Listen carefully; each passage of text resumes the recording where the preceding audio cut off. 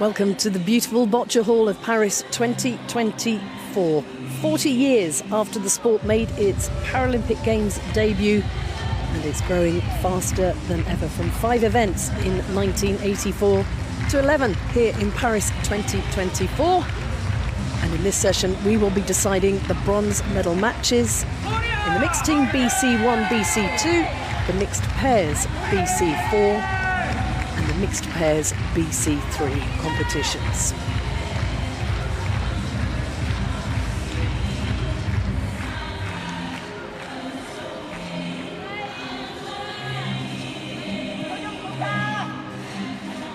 First up, we have the mixed team BC1, BC2 bronze medal match. Japan taking on the Republic of Korea. Both teams facing stiff opposition in the semi-finals.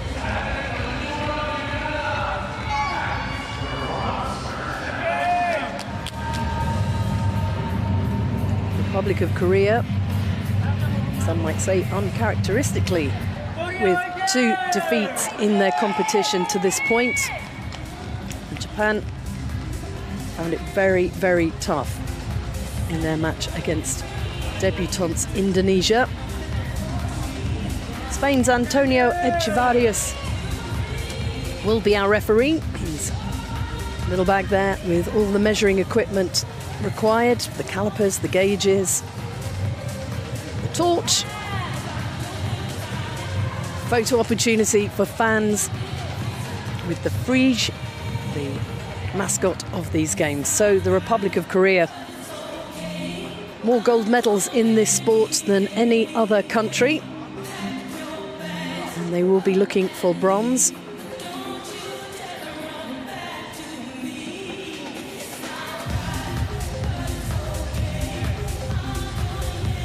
Bronze medal from 2012 for Jian Seong in the individual BC2 category.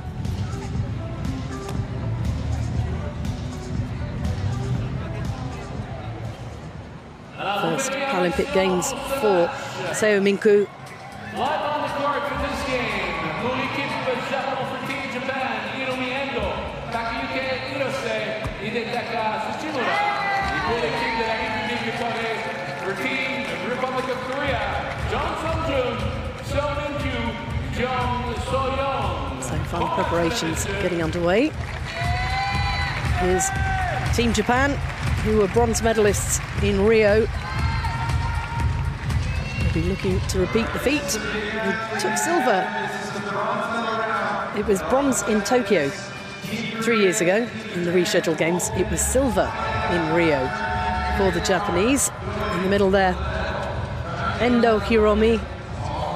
She's had a great games. An individual bronze in the women's BC1 competition. And on her right there, Sugimura Hidetaka, the team captain, 42 years old, and he has 2 individual Paralympic Games medals and a team silver. He's got a whole set, gold, silver and bronze.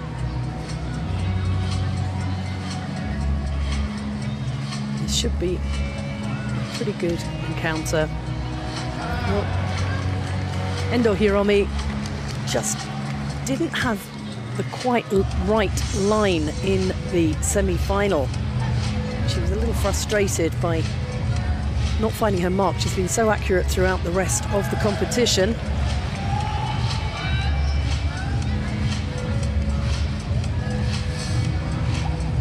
So much talent on this boccia court.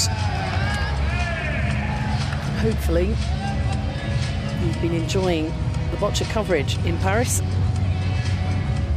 and will be inspired potentially to take it up. Make sure that you watch along every time you get the opportunity to take this one. Hirose Takayuki, pretty cool and composed.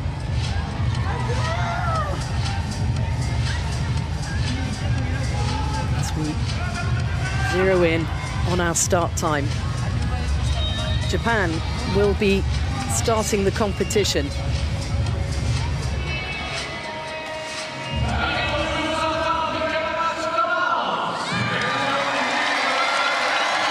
Here we go in the bronze medal match of the mixed team BC1, BC2 contest between Japan and the Republic of Korea. Japan will play red. They have the first end of 6.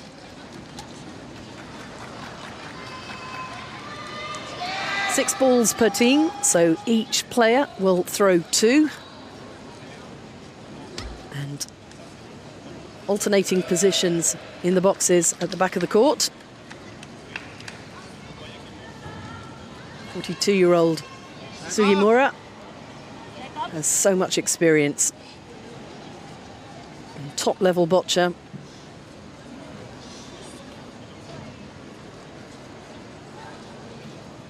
Competed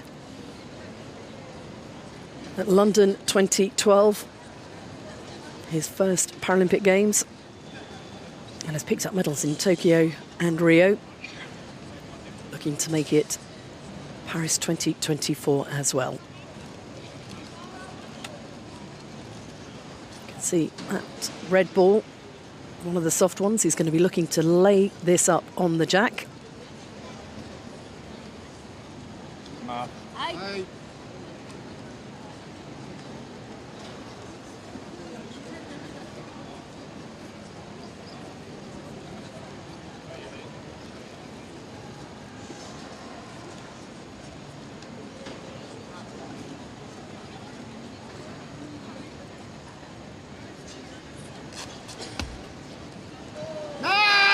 Look at the wrist, a bit of backspin.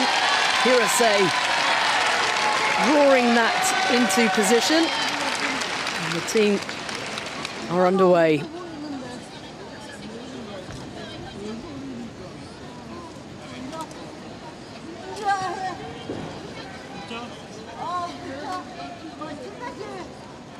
Discussion from the Republic of Korea.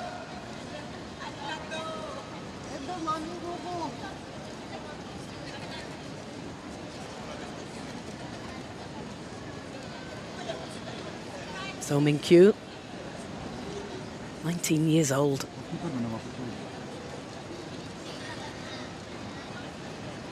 It's a really athletic position, leaning right out of the chair. I'll take that. Blue still to play, red closest to the jack.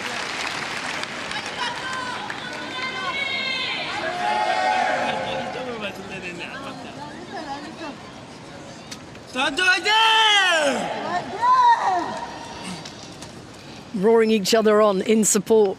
Plenty of energy from the Republic of Korea at the start of this match. Dong Song-jun.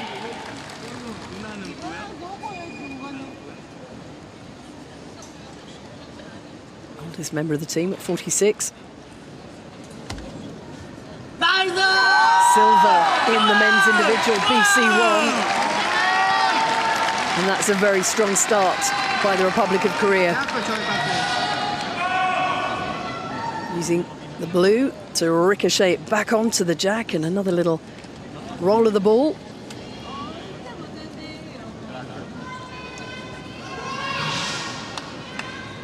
Hirose of Japan takes up his position. He can see the jack. You could be seeing one of the rocks coming out here. He's going to be looking to break up that relationship between the blue and the white. Well, a nod of the head, so let's see what his strategy is going to be.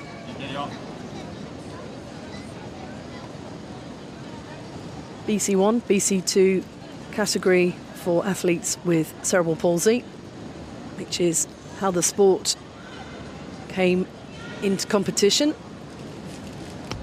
at that. So, brilliant display of 2-ball throwing. And that knocking the jack back, which means Ideally, any kind of contact on that pack of balls in front will progress another red. If the jack rolls back, the red nearest the camera will come into play. We have 6 ends in the mixed team competition. Potential to score 6 points or more if penalties are involved.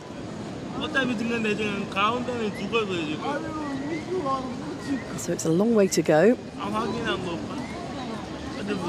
Big discussion of tactics. Just trying to decide who's got the best angle and the best ball for the shot as well. 정서영 화이팅!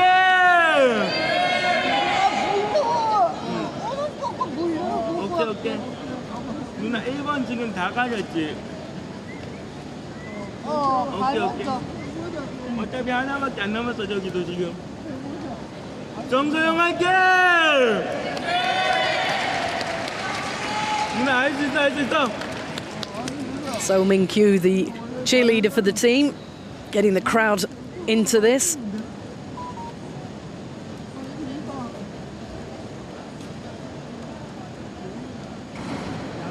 First ball for Jong Soy-young.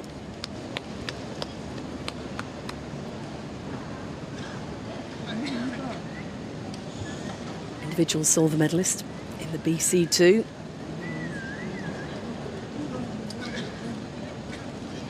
Just preparing the ball. These leather balls packed with plastic granules. Hard or soft. Nice!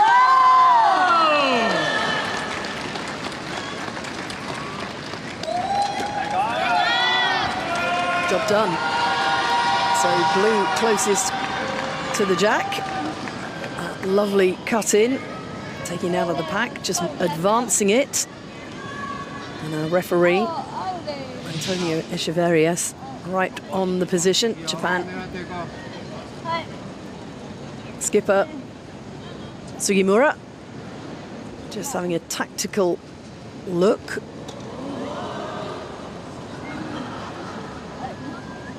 Extra mascots from the Japanese. Endo Hiromi coming into play. Her assistant is Mum Satomi, preparing the ball for her. And the on-sport assistant.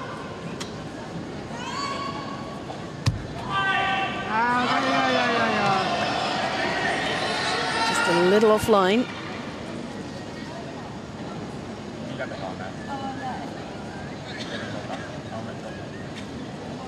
She's going to go again.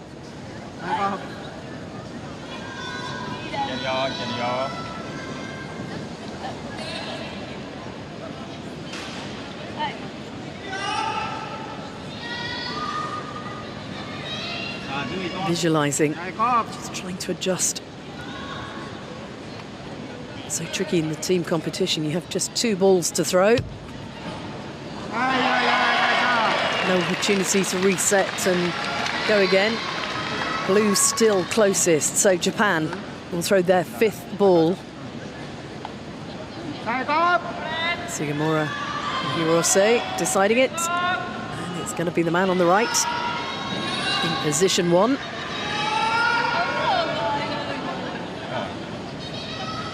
Right at the front of the playing box. Sugimura Hidetaka.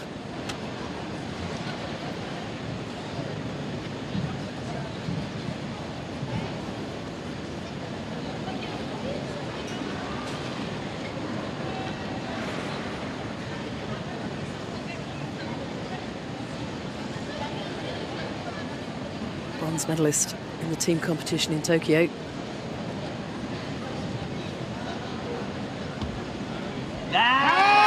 Likes that. Blue to play, which means red have advanced, but that is all 6 balls on the court. Red scoring 1 at the moment.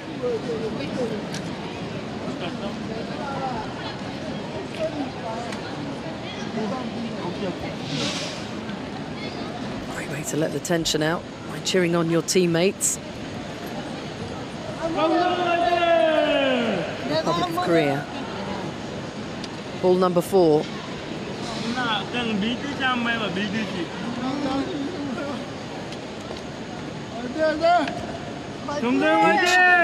of the players have one more ball to throw, and this one coming from the right-hand side of the court as we're looking at it.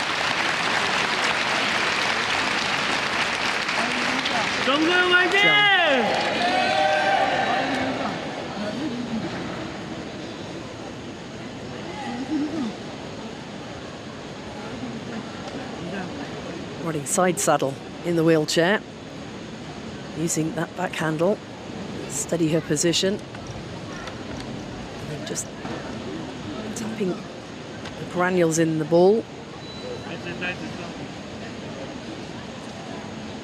shaping the ball as she likes it.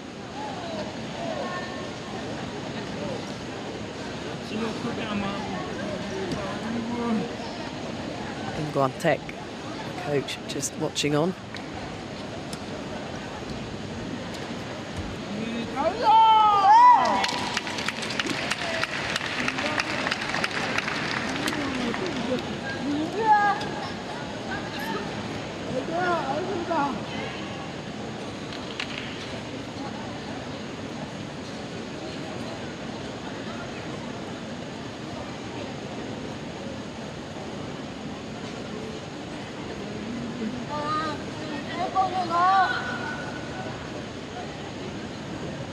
Great balance here from the 19-year-old.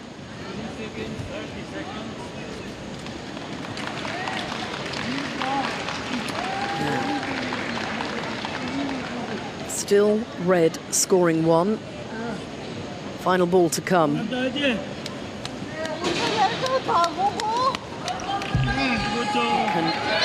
Zhang pull out of the bag?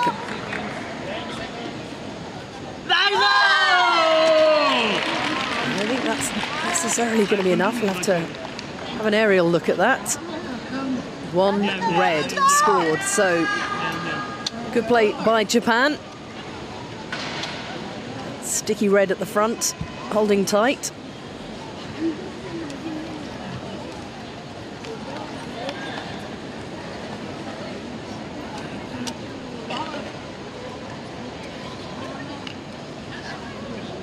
Thumbs up from Ji Yong.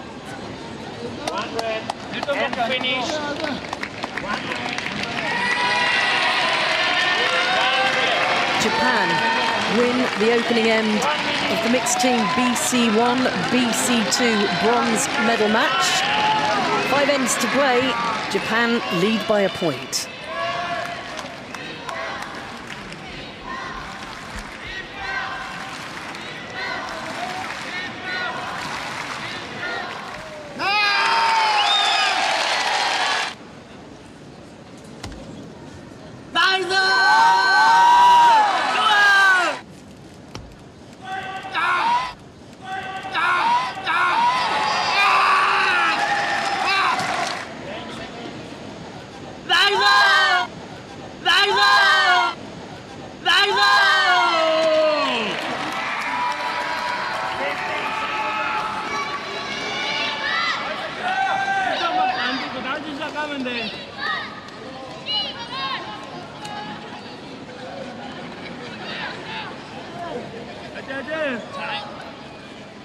With the first throw,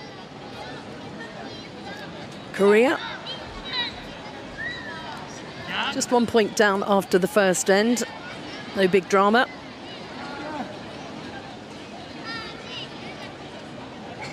Jeong is going wide, right in front of her teammate Seo.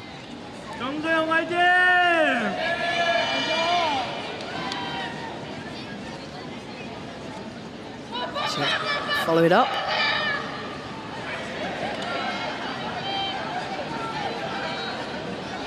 Suede ball will roll more. Doesn't stick to the surface quite as much. Very damp and wet in Paris on day 8. Atmospheric conditions can play a part, but well-controlled environment. The South Paris Arena has kept things pretty stable, except on very hot days where the air conditioning perhaps cooled things a little more. We saw the balls running a lot further. Endo Hiromi takes a look. And it's Sugimura in position number 1, who will play. Picks up his weapon of choice. Furthest away, and he's got himself a pretty decent angle on it. Looking not to overthrow and put the ball out of court. Very soft ball, this one.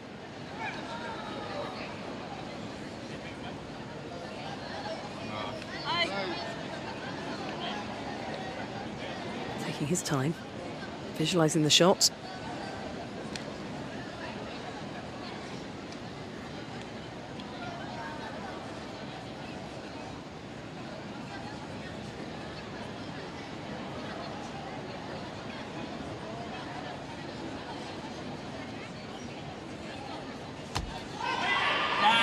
Beauty. That is an absolute peach.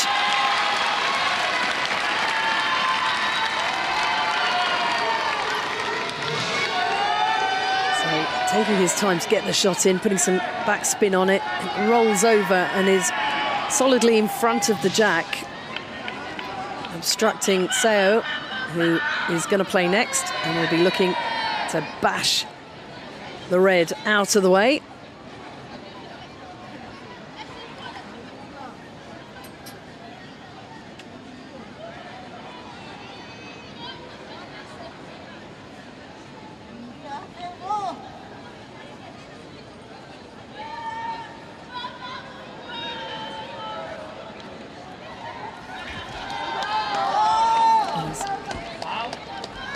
Partly there, and that will make for a better shot from one of his teammates.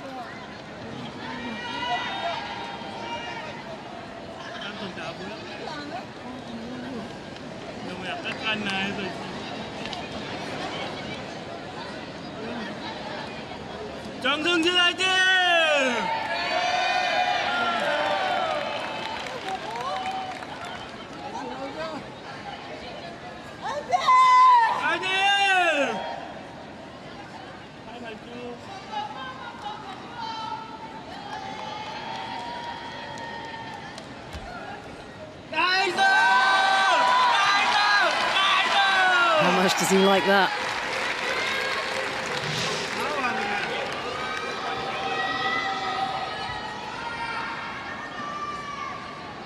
Off the blue, ricocheting, cozying up to the jack.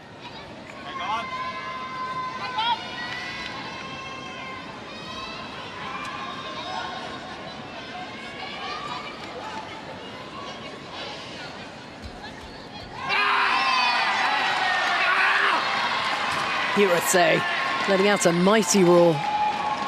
Ball number 2 for Japan. And his captain considering the options now. Remember, in Boccia, it's not the ball that's being played. Most of our athletes are thinking 2 or 3 shots down the way. Don't take them on at chess.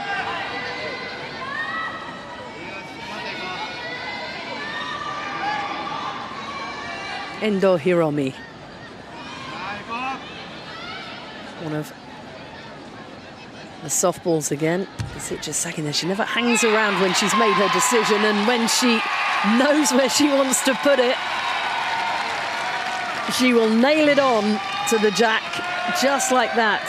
Straight up, straight into play, straight on the white.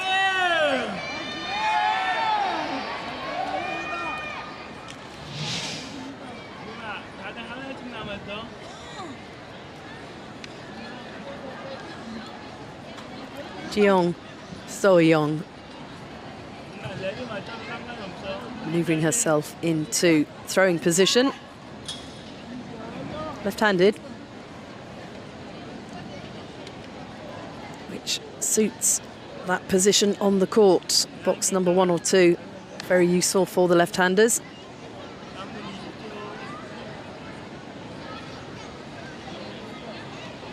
In fact, all 3 Koreans, left-handed players. Korea's never picked up a Paralympic Games medal in the mixed team BC1, BC2 competition, which has been at the Games for 24 years now.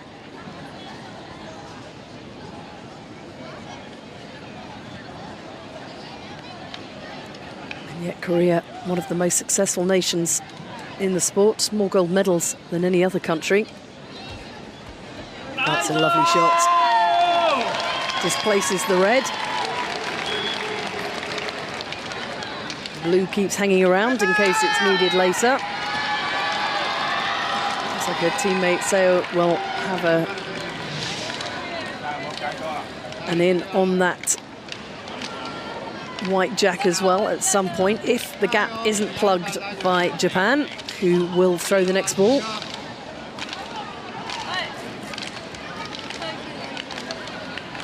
Playing colour decided by a coin toss back in the call room before the players come on. And whoever wins the toss gets the choice of colour to play with. Red will always play first, but some people prefer to throw second, and that way they'll be putting the jack into play in the final end. Indo is out of balls for this end.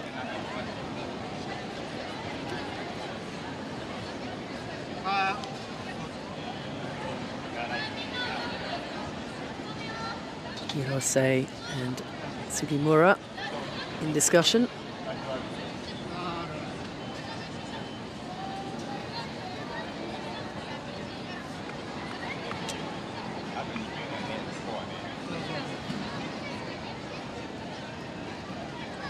Sugimura right at the back of his box. Endo Hiromi getting out of his way. Going as far back as possible to try and get the angle he wants. Parked up. Parking brake on.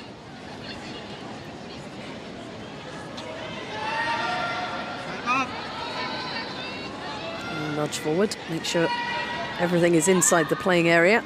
Doesn't want to pick up a penalty for touching the line.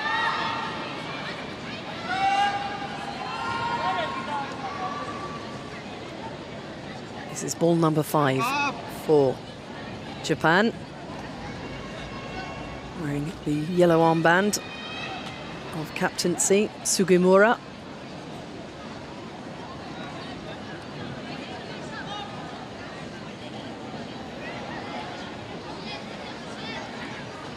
It's to lay this one up by the look of it.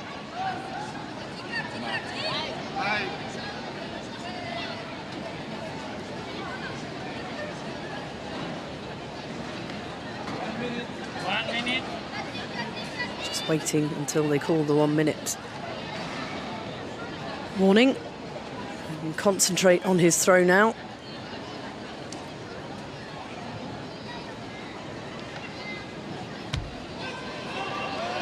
Oh, that was absolutely beautiful. Lofting it in the air. Look at the wrist.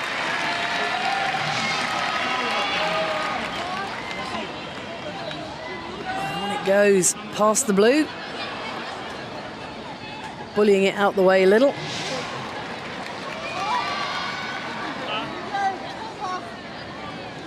Two balls to come from Republic of Korea. So on the left there, can see the white.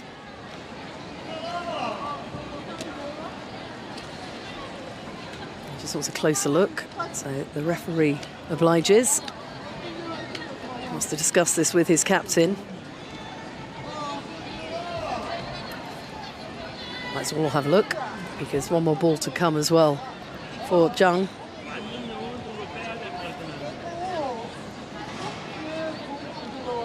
아니면 3점. 3점이 이쪽 블루라인 안 보여? 안 될 것 같아. 내가 해야 돼? 이거 그냥 들어와. 오케이. 이거 얼마나 떨어졌어? 앞에 거? 얼마나 떨어졌어? 많이 떨어졌어.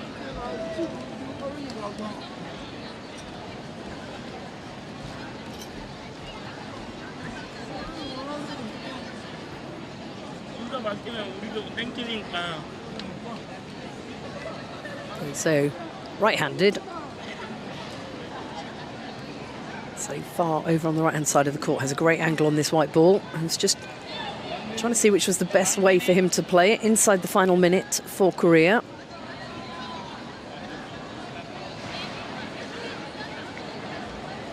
Recognising that Japan have created a great scoring circle around the white. What's he going to do?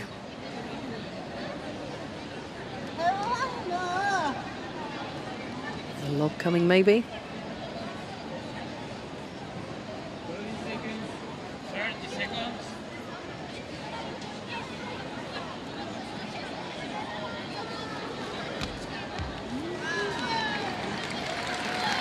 Took him a little while to get the ball onto the court there. Perhaps a little few nerves about making it the perfect shot, and not a lot of time now for Jung. 10 seconds.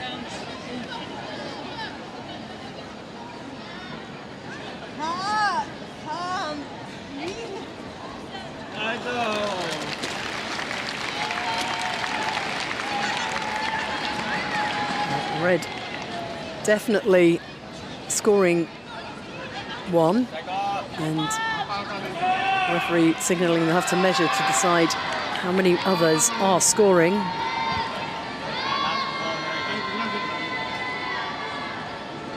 30 seconds. And their clock ticking down too.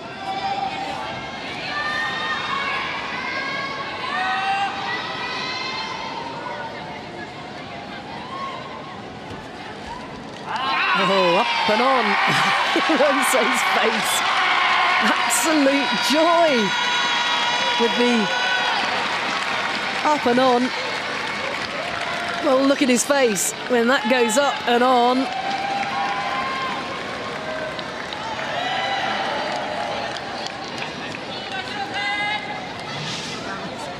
Joyous jubilation from the Japanese.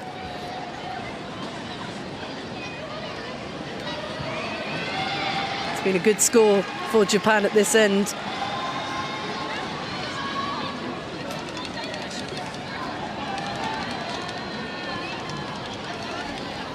So, measuring to be done to confirm quite how many.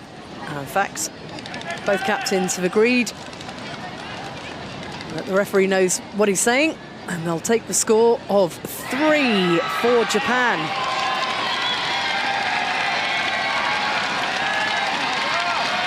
So they put some hard work in that second end.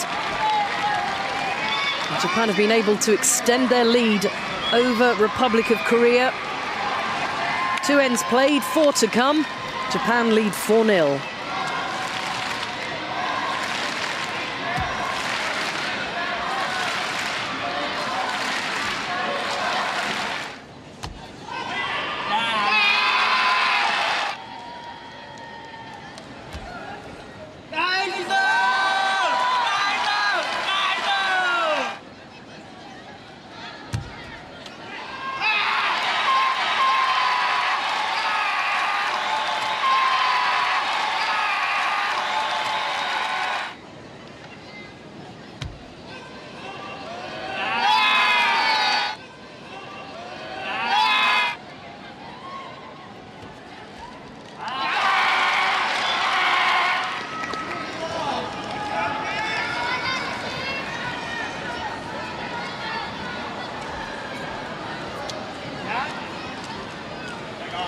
So a great start for Japan.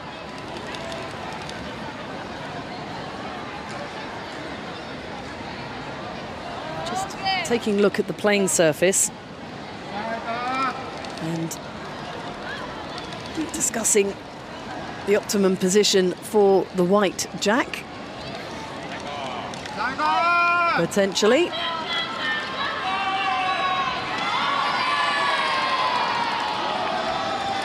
Endo Hiromi will get play underway in the third end of this mixed team BC1, BC2 bronze medal match. Japan bronze medalists in Tokyo 2020. They won the silver in Rio in 2016.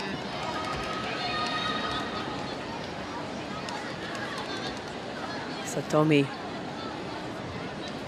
mum of Endo Hiromi, acting as sport assistant for her daughter.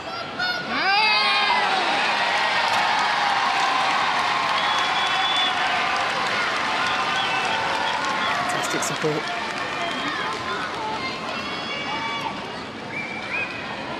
Republic of Korea. Seo on the far left, ready to play.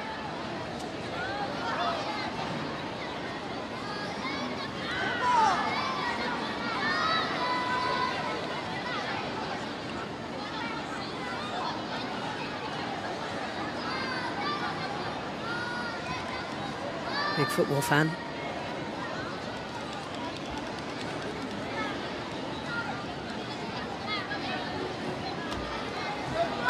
Oh, that's a lovely shot. Finding its way in between the red and the blue.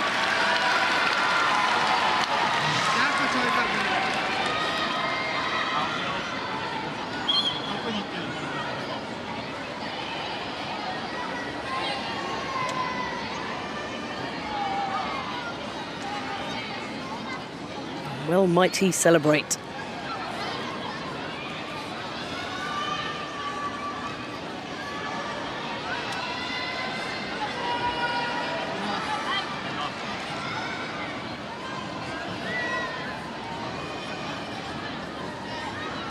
Hirose. And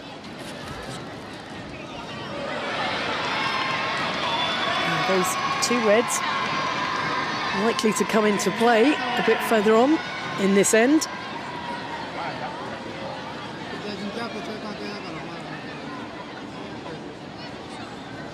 Take the next shot, says skipper Sugimura.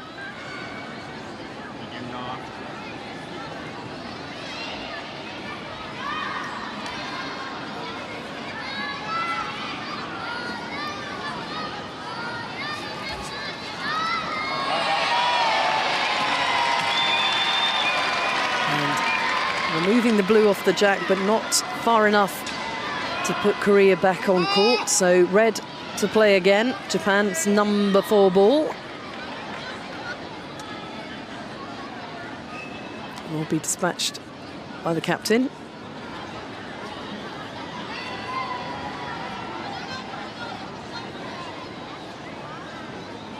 See the suede texture of that soft ball. Soft so that it will sit down, fix itself to the floor once it gets there, but the suede helping it to move smoothly over the surface. You know, when it gets warm, shinier balls can get stickier on the surface.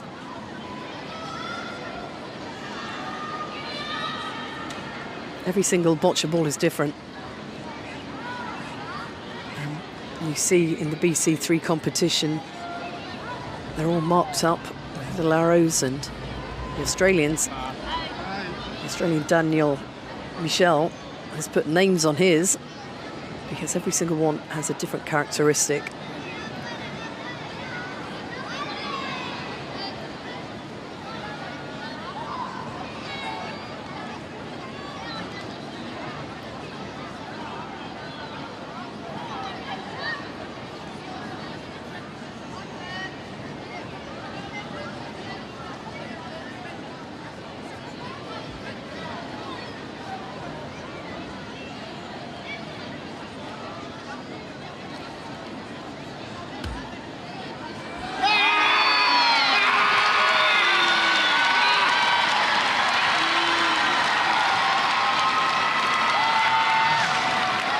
Absolutely brilliant delivery by the Japanese here. Flicks it back, puts some spin on it. Pace and delivery spot on. Ball number 3 for Korea, 19-year-old Seo Min-koo.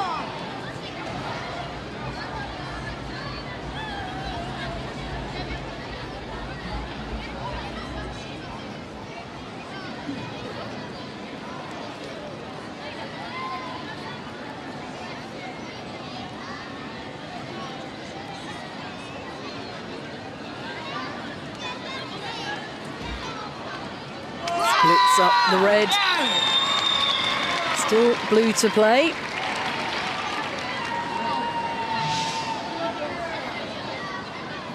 That was always going to be a 2-ball shot. Part 1, take out the red. Part 2, put a blue in a scoring position. Now Jung could look to push the jack back onto those 2 blues. Just slightly off target. Blue to go again.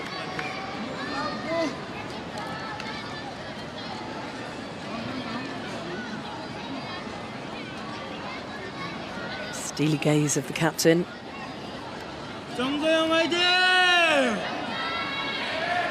Seo leading the cheering again.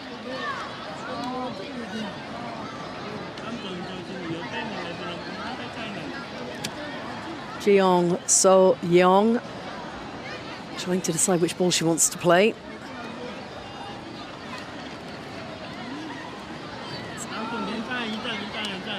One at the back to knock the jack forward. Does she have something else in mind? Plenty of time on the clock.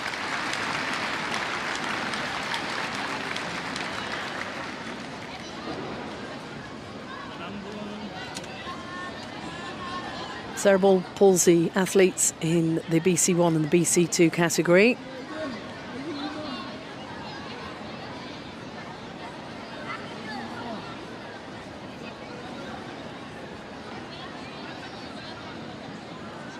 Getting ready to deliver the ball at the best possible time for her.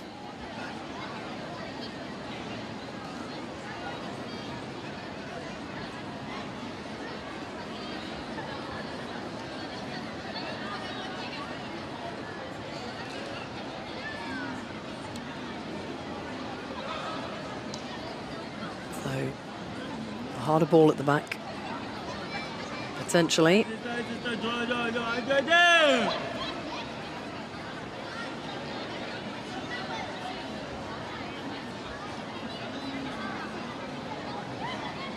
Just waiting for those spasms to calm.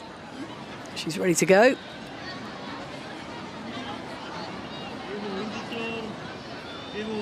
Well, that's experience there. Just taking her time. Not panicking yet.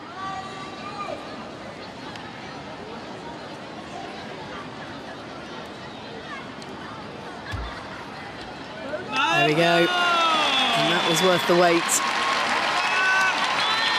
Now, Japan come into play.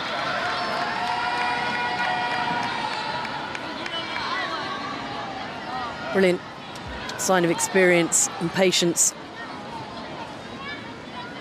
from Jeong Seung of Korea. Trying to loosen things out a bit. Sugimura Hidetaka of Japan has a close look. Get a little bit of a smile there from Yumiko Naito, the coach, sitting on the court.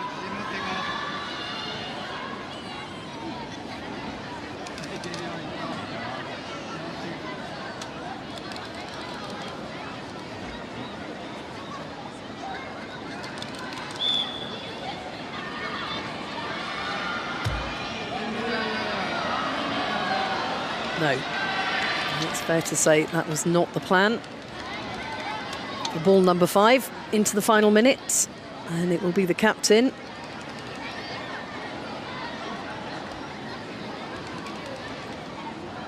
Sugimura. Too much to ask to push that jack all the way back to the red. Damage limitation. Japan leading 4-0 after 2 ends of this 6-end final. And the captain has 20 seconds to limit any scoring opportunities for the Koreans, who have 2 more balls to come.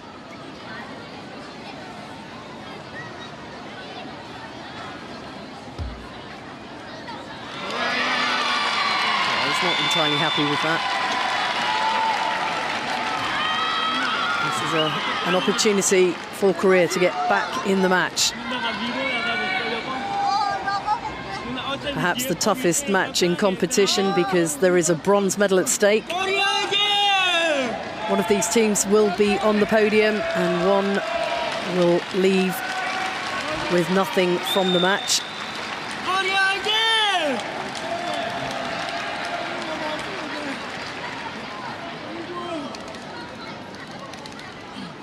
Jeong, So Yeong.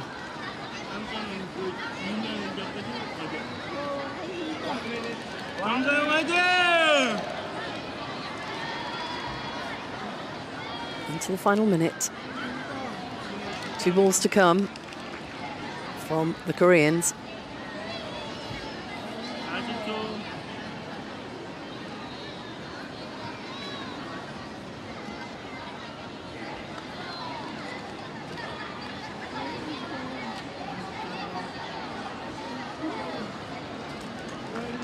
Coach is sitting at the end of the court, can do nothing but watch and encourage. Well, that has progressed things along quite nicely for the Koreans.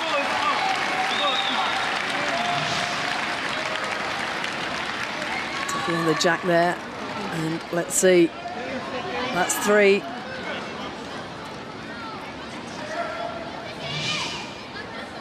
One more. Oh, it just didn't slow up quite enough under the pressure of time to get that one back into play. Jung Sang-jung. The measures are going to come out from Antonio Echevarrias.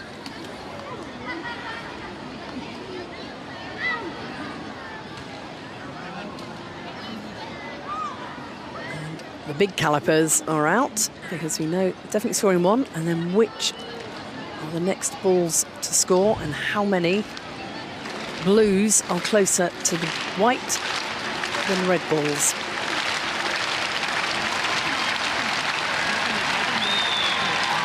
All eyes on court number 3 at the South Paris Arena this morning.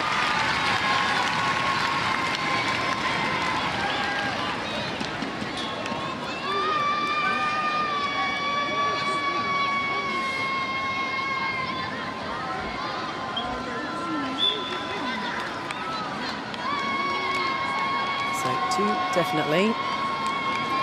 3, it looks like.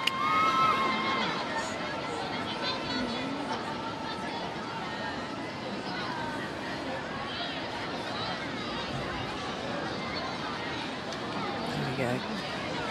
Just checking every possibility, the Republic of Korea, because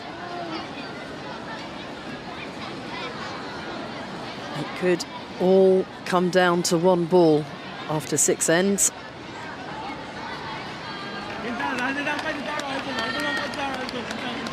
Time to pick up the paddle.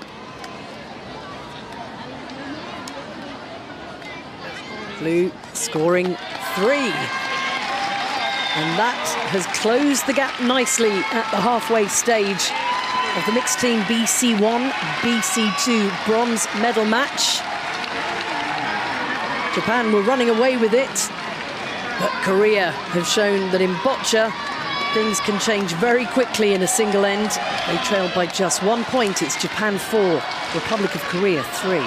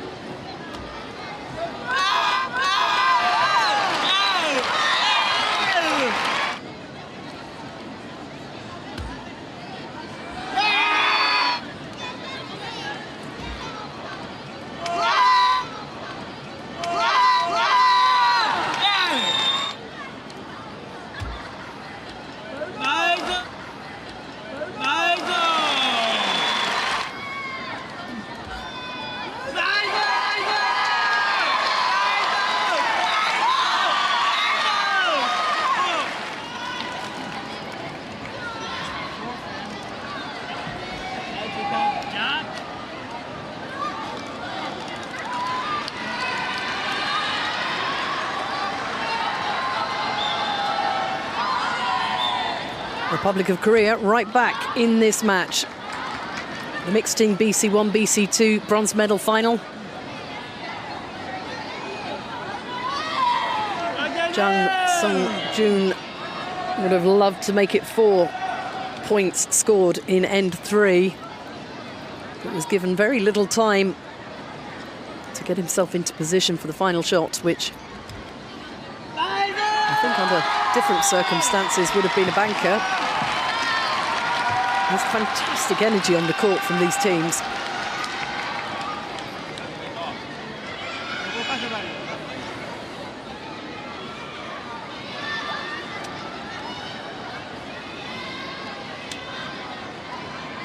It's been a magnificent competition. USA.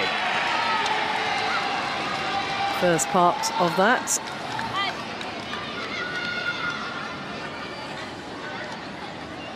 I think that's a paper Borodama doll that they are waving, the fans.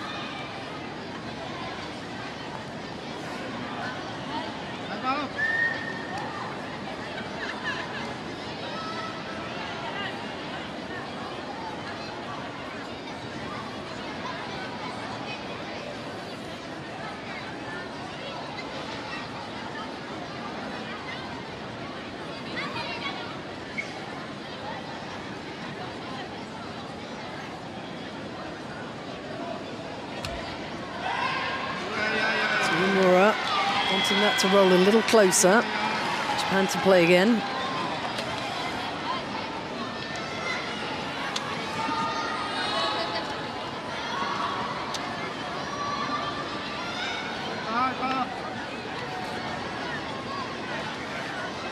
Take a little turn about the court.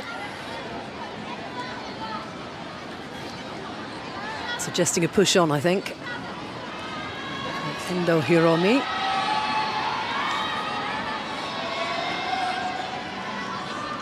Prepares the ball, places it in position. BC1, BC2 athletes can have sport assistance, as we see here.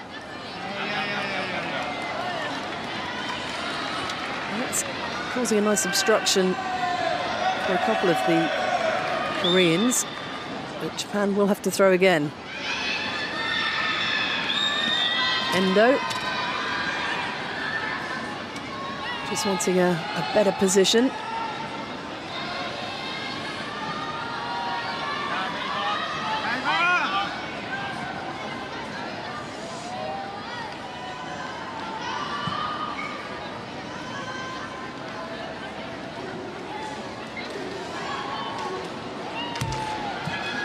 That's better.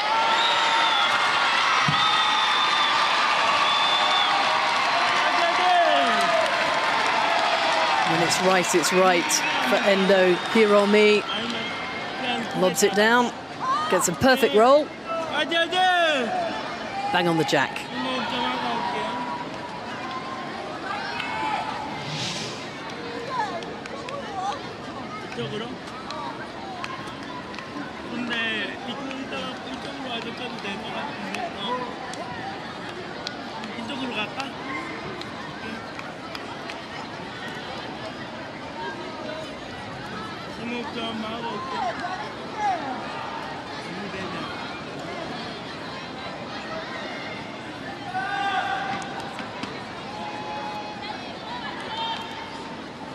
So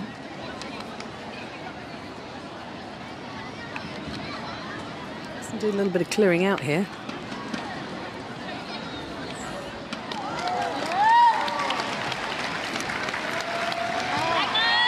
Puts red back into play. Ball number 5 for Japan. Endo has played her 2 shots.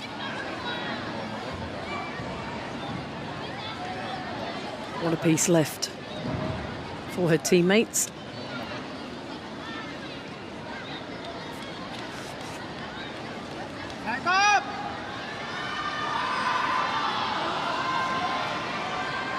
USA cheering on the skipper, who has gone right to the back of the playing box. He'll need his teammates. Potentially, no, changed his mind. He's just looking at it from all angles.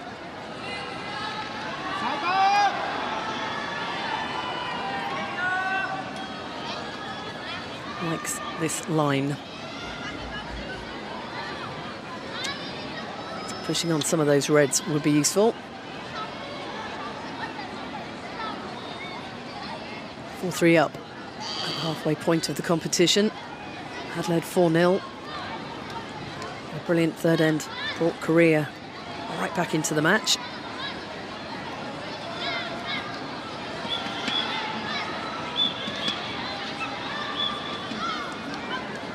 Fans and family living every shot.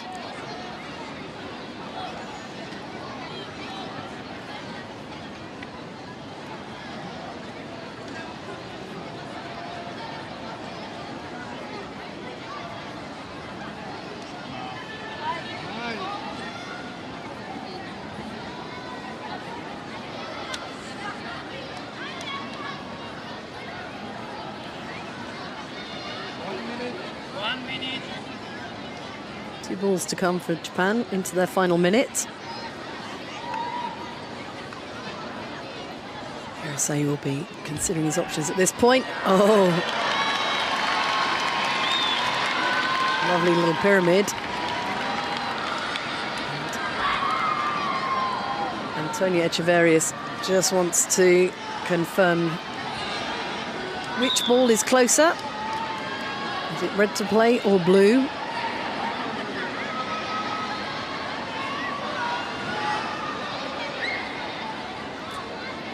I think Sagamura was hoping that was going to roll up, over and onto the jack.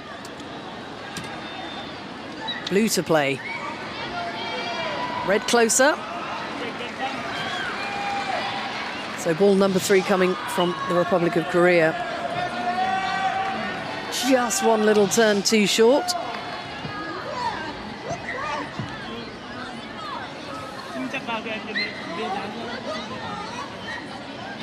Creating a little 3-ball pyramid for Japan.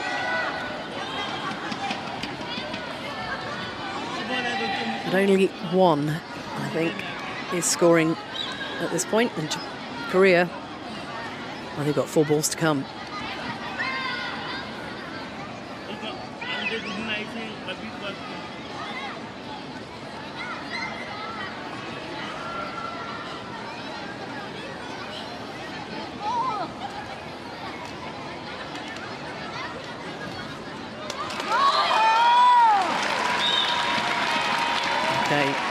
Japan will play ball number 6.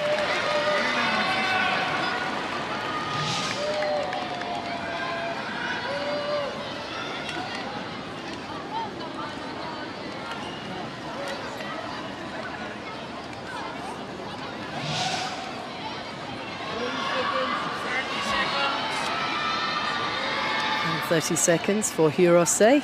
He's got plenty of time though. Going for a demolition job here on the pyramid, trying to push those reds closer.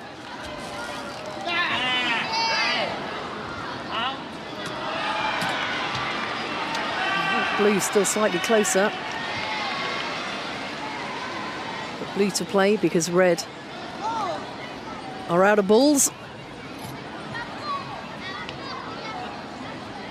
They have made it difficult though for the Koreans. Bearing in mind that Seo, who is the closest, has no shots left. There are 2 for Jaeyoung over in position number 2. The captain just getting her wheelchair back into space, and her view is obstructed by those reds.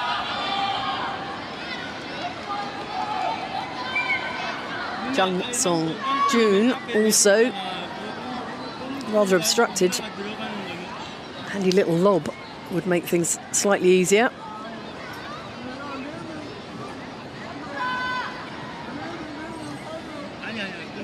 Discussing their options.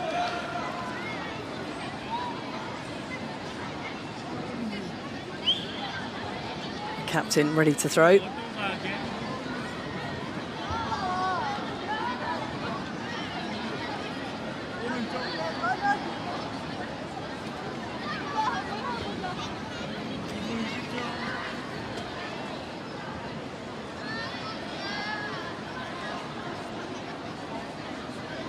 Boccia wheels on her wheelchair, one red, one blue.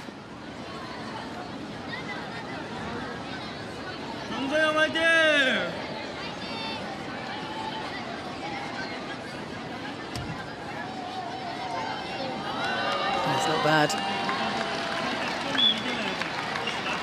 Trying to provide a target for Jung maybe to use to ricochet in, take that red off. Republic of Korea with those blue balls further back, if they can shuffle the jack back a bit. Could be a banker.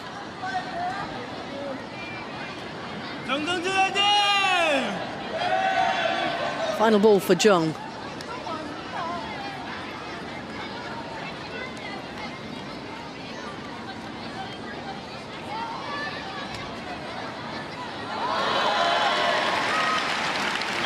That's looking good. It's still red in the scoring position. Now, what can the captain do with the final ball of this end? Needs a little bit of magic, bit of boccia brilliance.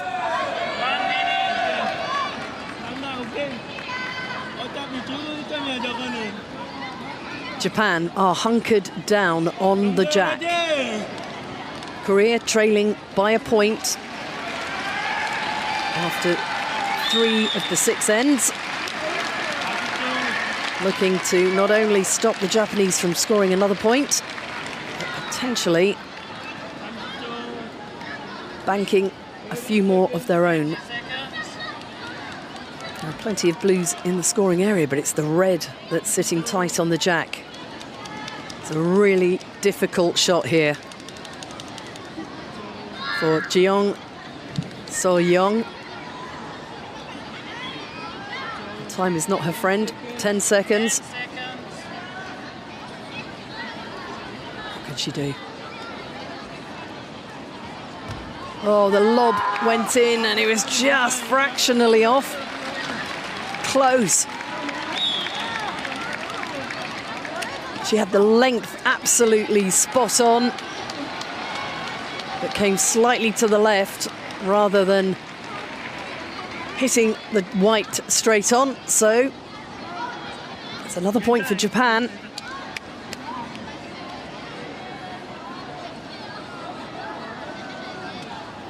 Well, it was a very, very difficult shot that was being asked of her, and the distance was right, but Japan holding on to take a 2-point lead after 4 ends. With 2 ends to go, Japan leading the Republic of Korea 5-3 in the mixed team BC1, BC2 bronze medal final.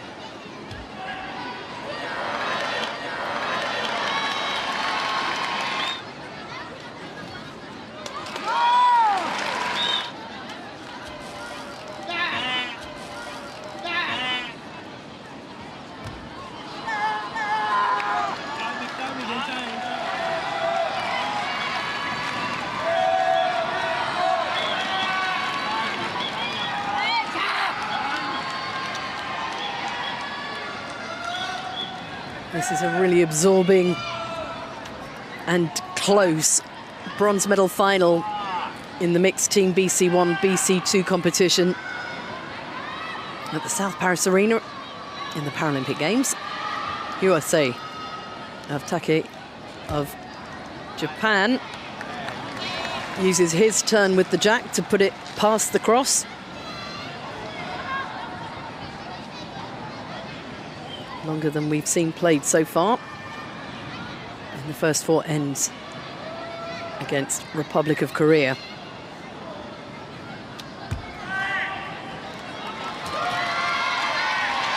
Japan have won 3 of the 4 ends. Korea bringing themselves back into the match with a score of 3 in the 3rd end.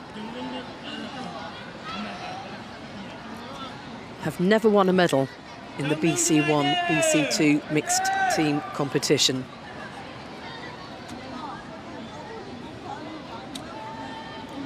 And this category was first brought in the year 2000 in Sydney.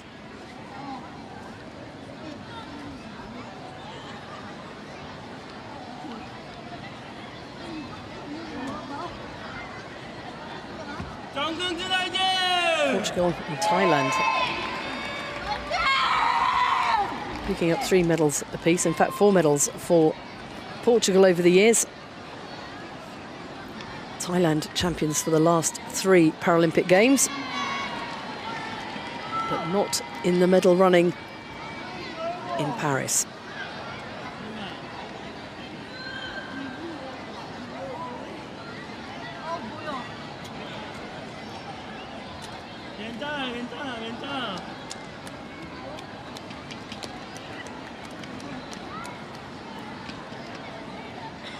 Jeong So-yeong has her position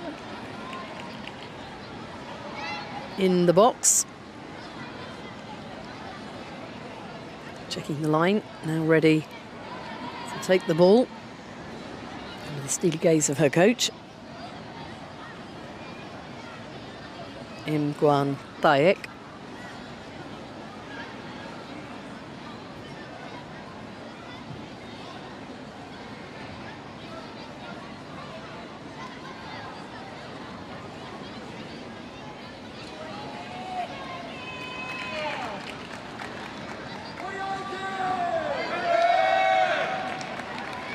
Boccia rewards the patient.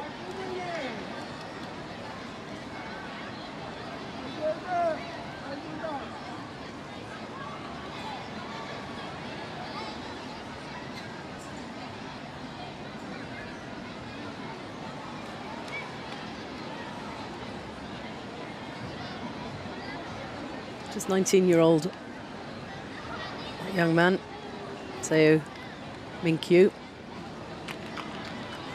This is his first Paralympic Games. The team champions at the Asian Para Games in Hangzhou. Competition that was delayed by a year. Finally played at the end of 2023, having been scheduled for 2022. One of the knock-ons from the global pandemic.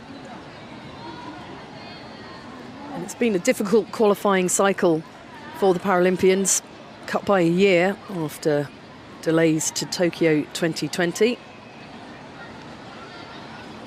A lot of travelling crammed into a smaller time period, which is pretty tiring.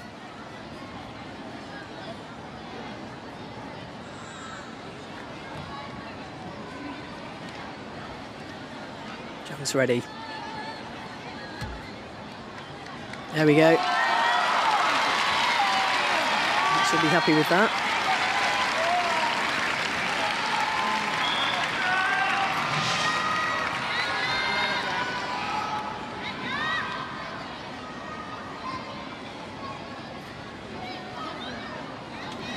Good weight on that.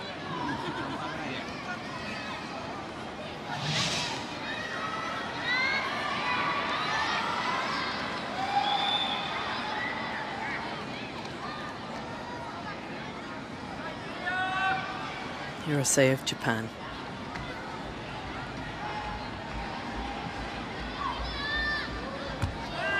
Oh, that's a lovely shot.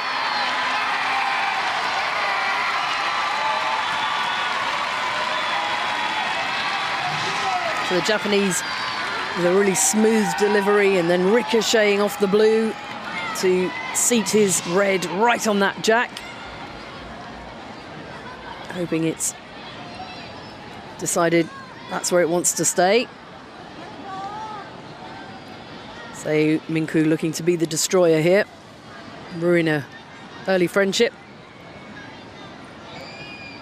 He's got a great line on this as well to split these two up. Brilliant. Lead to play still.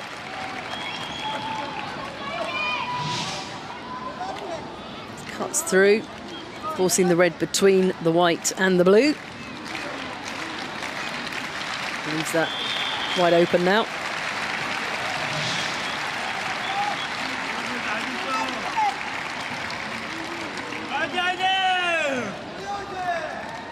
Encouraging his captain again.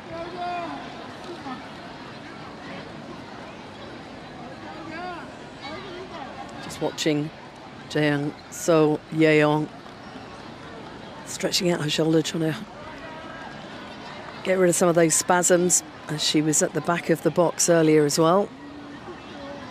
Body management, such a massive part of parasport.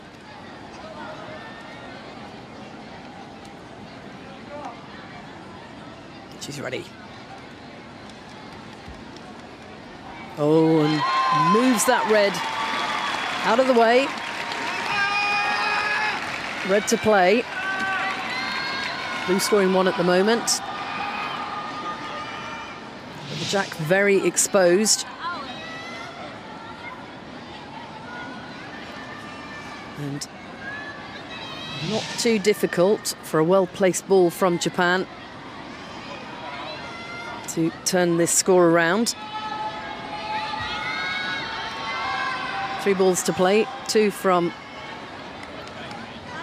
Sugimura. You see those on his tray on the right-hand side.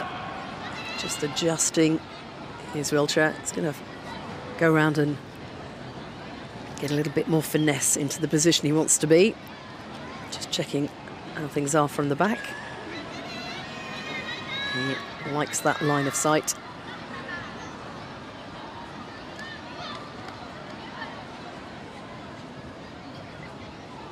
Throws with his left.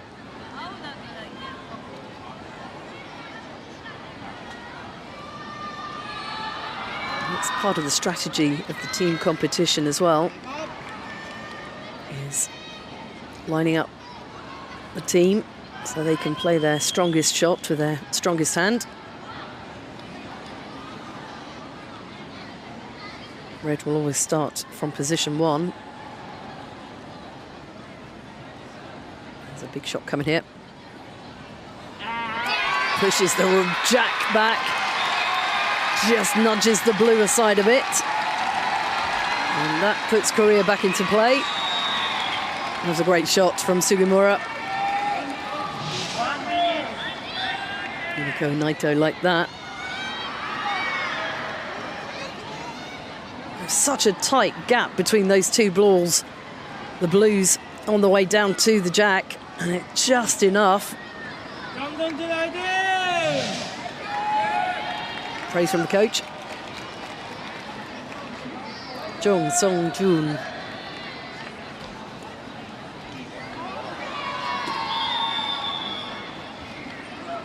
Frustrated. Final ball to come for the Republic of Korea. From the 19-year-old.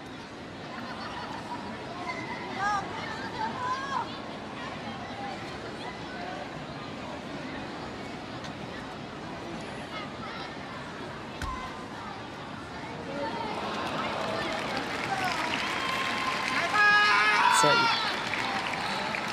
this makes it harder for Japan to score with their remaining shots. 3 balls still to come for Japan.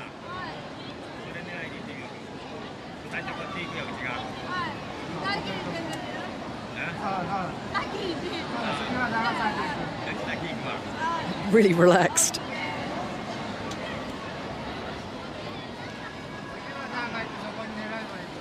Absolutely clear that both teams really enjoying the competition of the mixed team BC1, BC2 bronze medal final. There's definitely tension.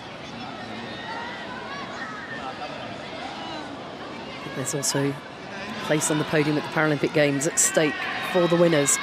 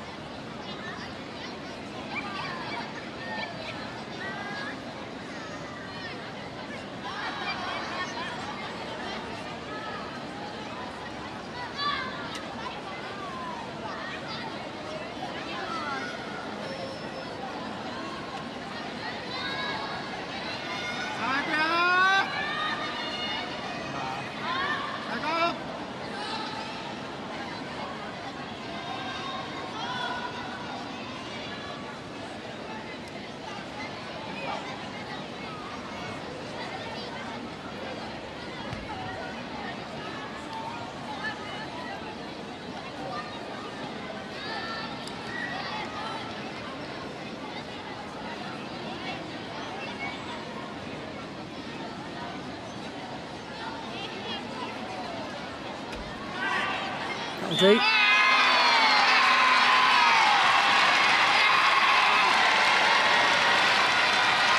Visceral cries from the team.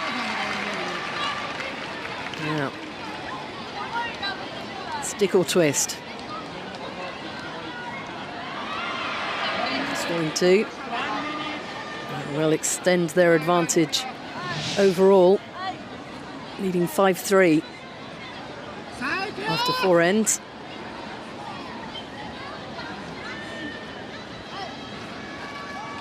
Still got 2 balls left. Endo Hiromi.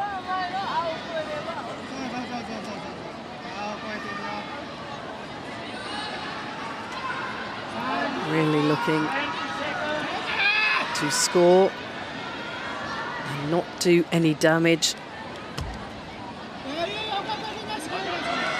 That one is a little bit of a guide, perhaps, because she has another throw. And this will be a useful ball to use to guide this one in for a score of 3. 10 seconds left on the clock. Oh, if she had hit that red, potentially 3, but it's 2 for Japan. And the 4th end claimed, with just 1 end won by the Republic of Korea. Japan in control. Referee just checking that Sugimura wants to have a little look. Double check. Yep, 2 scoring. Thumbs up.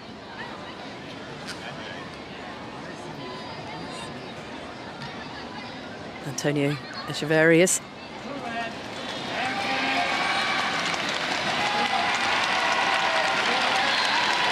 Plenty for the Japanese fans to cheer about as we move towards the final end of the mixed team BC1, BC2 bronze medal match. Japan leading Korea 7 points to 3, but this match is not over yet.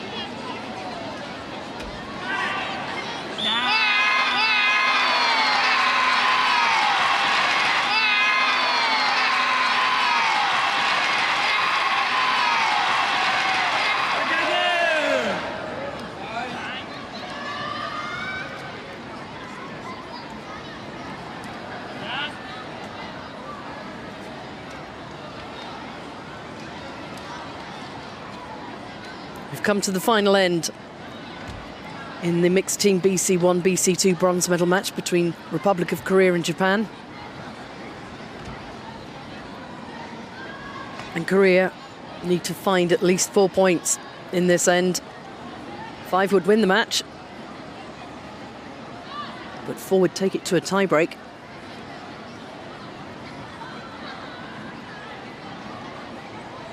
Chateau with the jack, and now looking to lay up. You see, aiming just to the right of the white ball. Not quite as far over as he would have liked. Drive attack from the Japanese. I know the job's nearly done here. And their strategy will be to restrict any scoring opportunities for the Republic of Korea.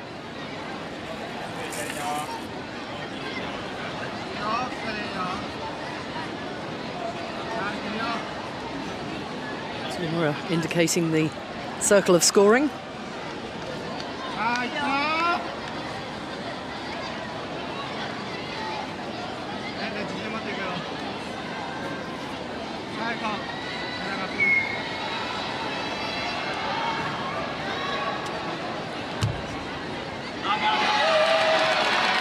It's a brilliant line.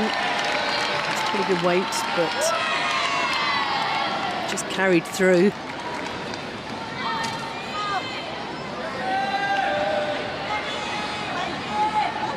Red scoring. So that is good enough at the moment.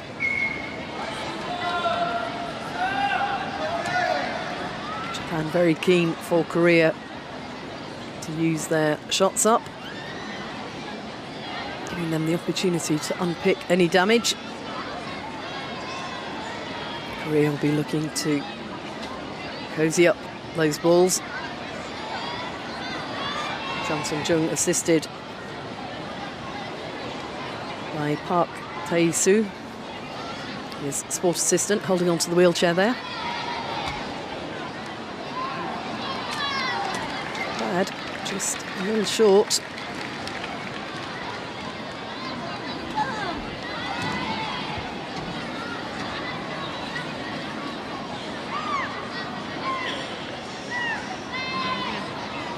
Tension building at the end of this match.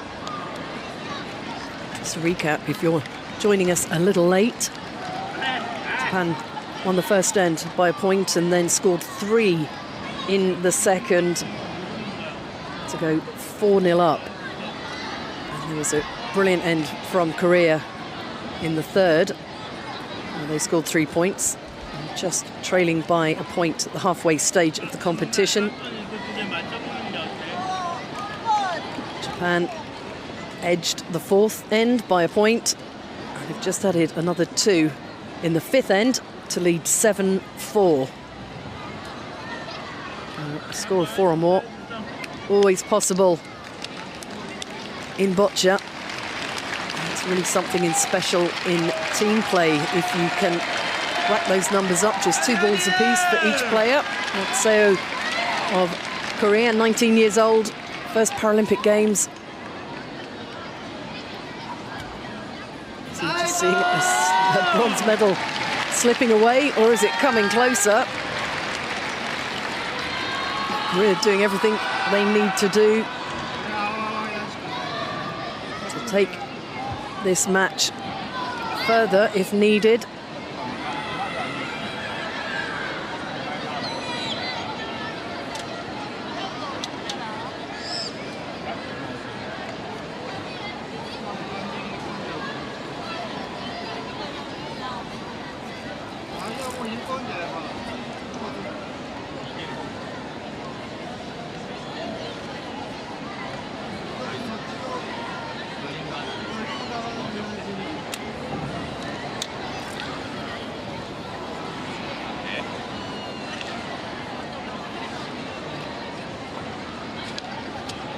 Japanese captains come up with a plan.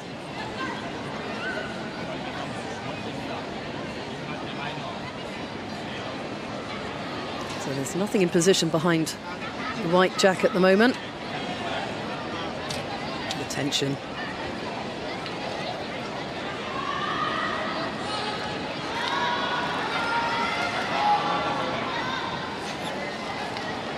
Hirose will play next. There's a big shot coming here. He's got the rock out, looking to smash.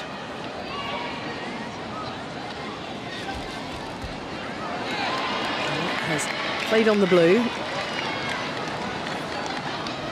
Red has stopped behind. Jack rolls back. That could be useful. Go again, says the captain.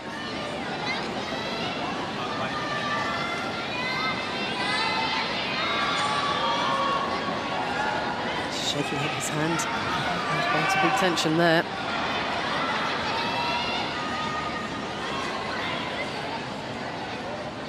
Trying to cut that blue out from around the jack.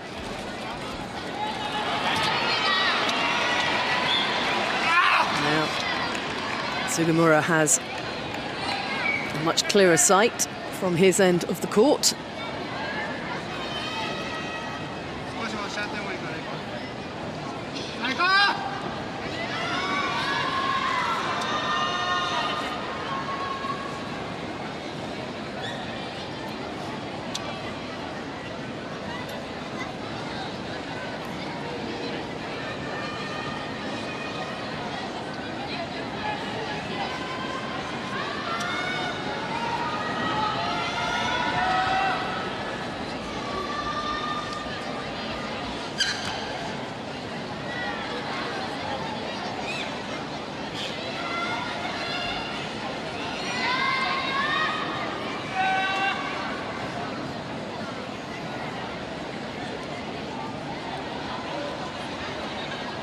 Bronze medal's getting close. Japan do not want to make any mistakes.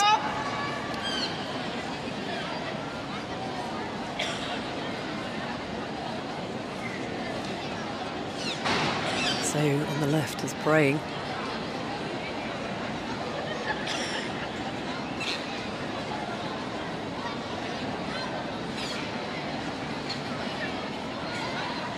Sugimura winds up for a big one.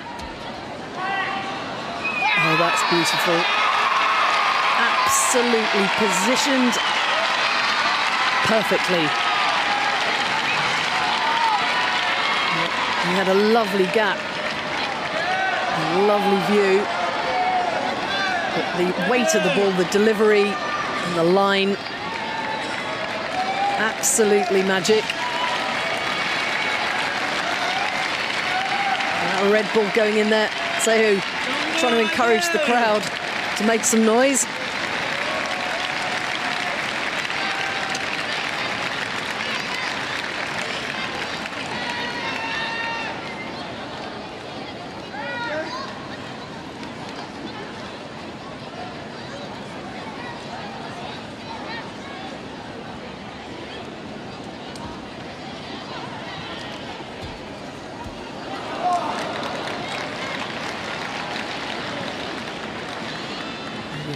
Crowd reaction to that one.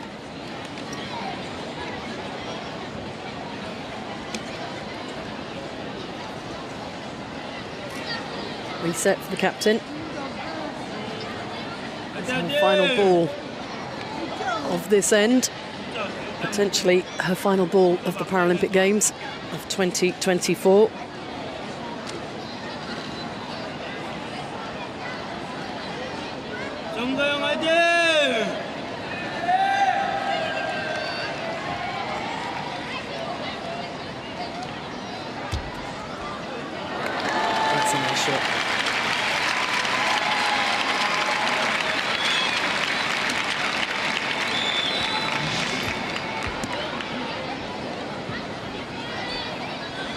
Just advancing both of those blues. Adding up that scoring circle. If red is closer, Korea will play their final blue. If blue is closer, it will be ball number 5 for Japan. So red closer. Oh no, red will play.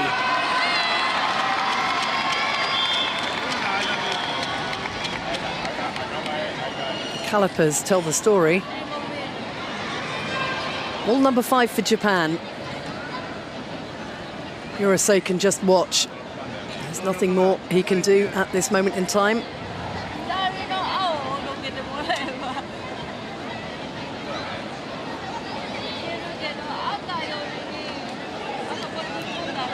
Yumiko Naito smiling her support.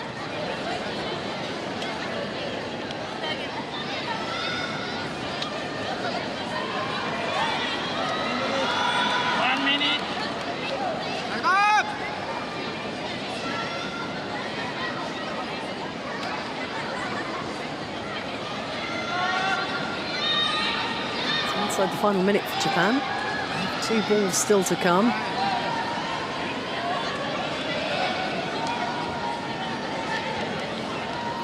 They prevent Korea forcing their way back into this match as we head to the final 30 seconds. 30 seconds. Ready to take their time and dispel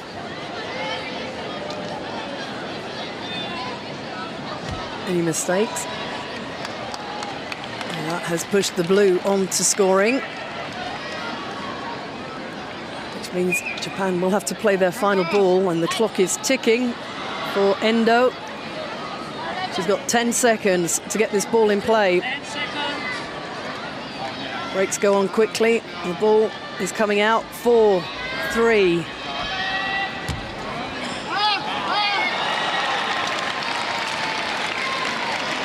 Okay.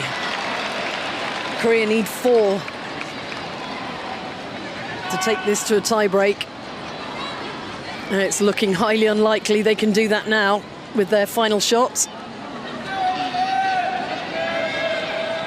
Stranger things have happened in Boccia.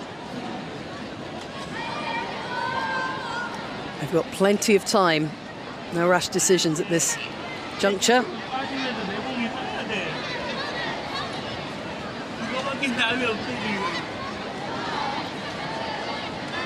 I think we're asking the impossible of the captain again.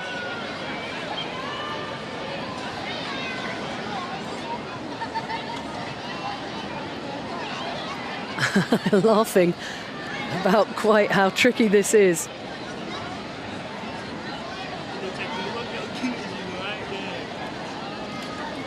It's a 1-ball showdown for Seo, the youngest member of the team at 19 years old.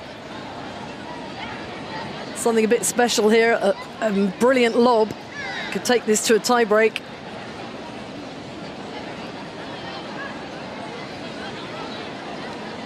It's so difficult, though. This is an almost impossible shot. Seo Minkyu, well, he did his best there, but it's not going to be for the Republic of Korea, who know it and are shaking hands with Japan.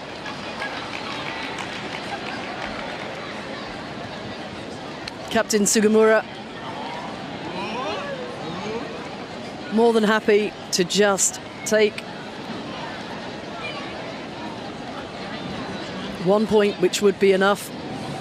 Already leading 7-3 going into this final end, and it was all about Korea scoring at least 4 to continue the match.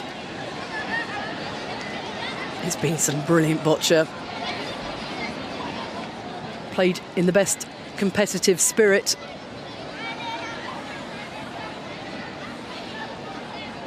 Nervy times for the referee too.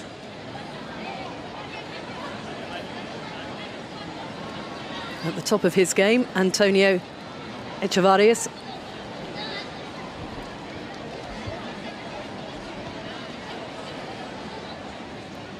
Paralympic Games competition doesn't get much better than that.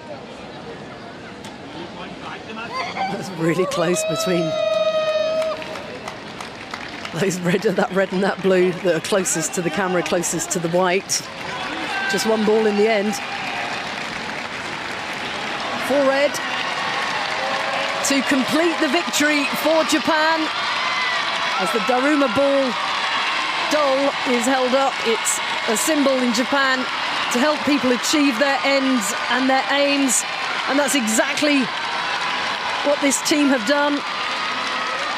Yumiko Naito, delighted to see Japan take the bronze medal in the mixed team BC1, BC2 competition for a second Paralympic Games running.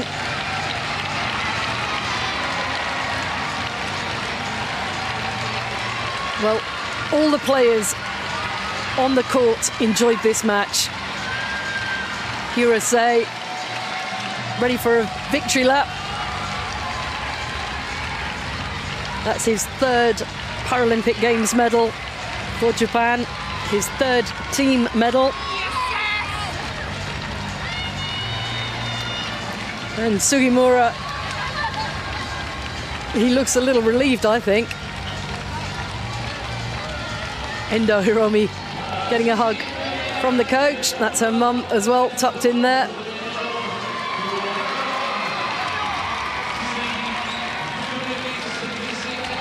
Not to be for Korea, but what a magnificent competition from them.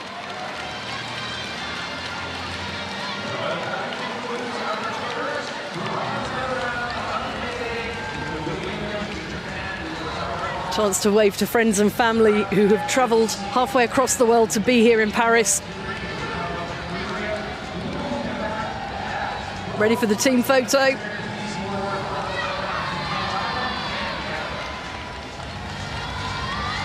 Looking back, that will bring back some happy memories for the Japanese. And the other side of competition for every winner, there's a team that is defeated, and Korea really worked hard to stay in that match, but Japan took the advantage and held it all the way through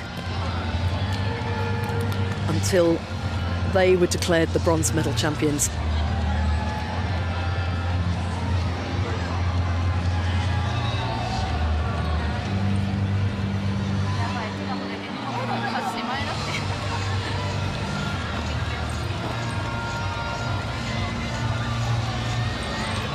For some, the work will begin again at the start of a new Paralympic cycle. Seo Min-kyu, just 19 years old, on the left.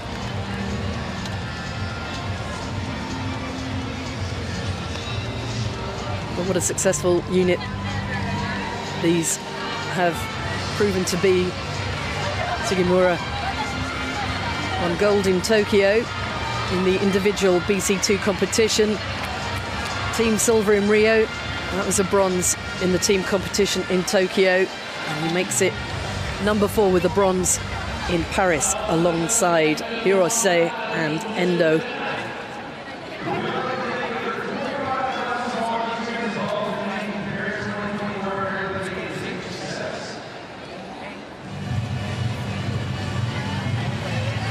The equivalent of signing a card in golf here, agreeing the score, agreeing it was a great competition.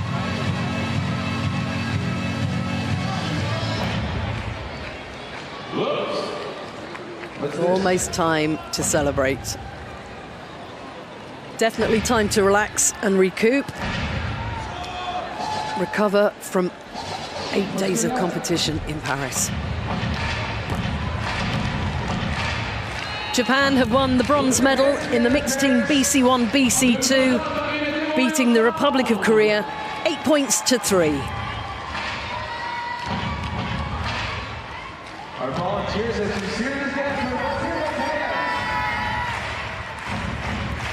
confirmation of the standings in the competition with just one match to come. Indonesia will take on the People's Republic of China for gold.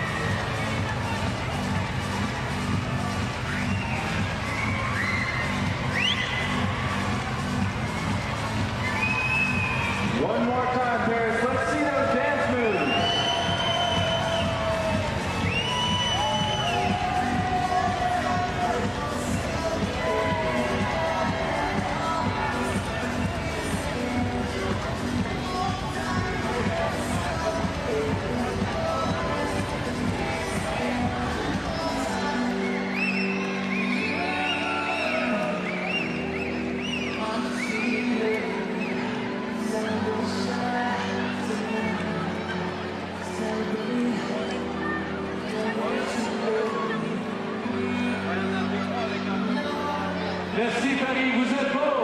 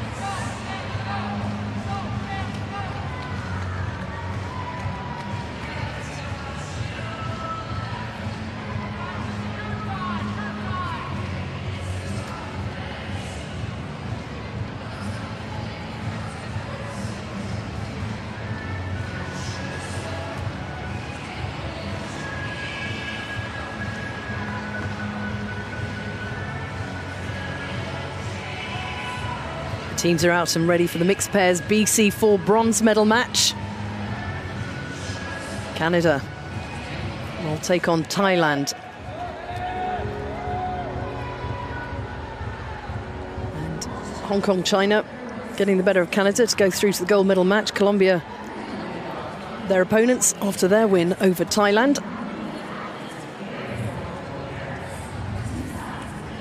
The only defeats these teams suffered in the competition. And it comes down to a shootout for the bronze medal. Hedwig Lamberex of Belgium will be our referee.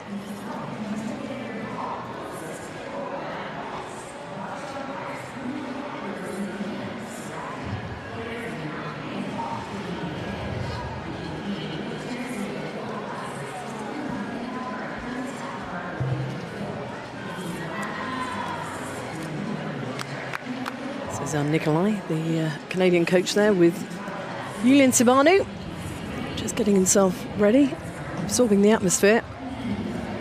It's not often you get to sit and play for a medal at the Paralympic Games. Not just any Thursday for that man. So strong wins through to the semi-final stage. Just outplayed by Hong Kong, China in the final four. Cesar Nicolai. He's done all he can now. He'll sit at the back of the court. And our Thai pairing. We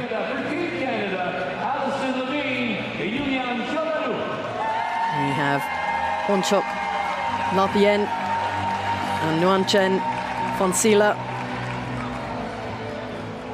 This 30-year-old on the right finished 7th in the men's individual competition here, but has 2 bronze medals and a silver from Paralympic competition. Competed in London in 2012.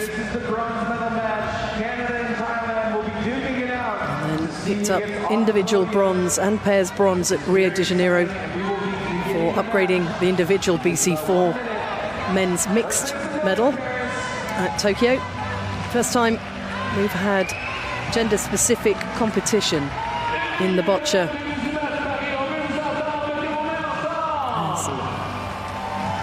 The coach for this match takes a seat.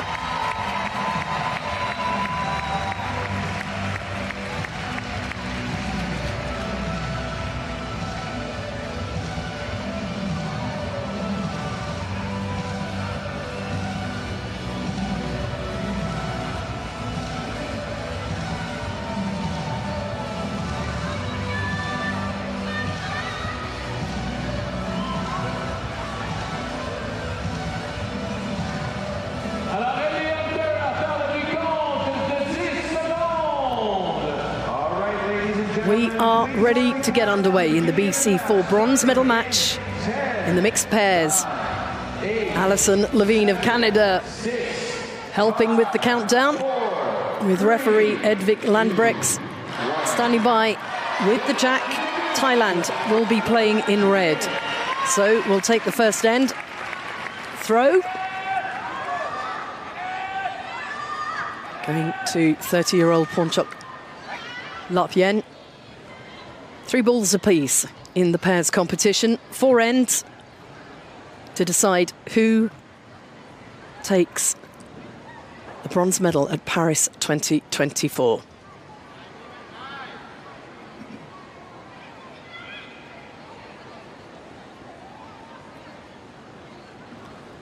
So the jack is in play.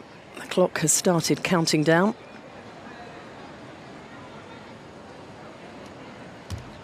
And the red has laid up in a beautiful position.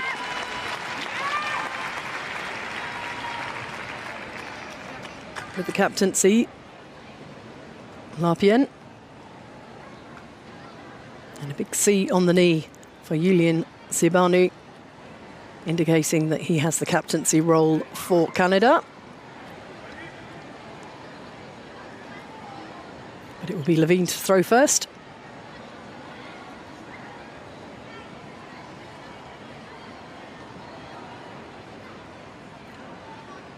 looking to do some damage.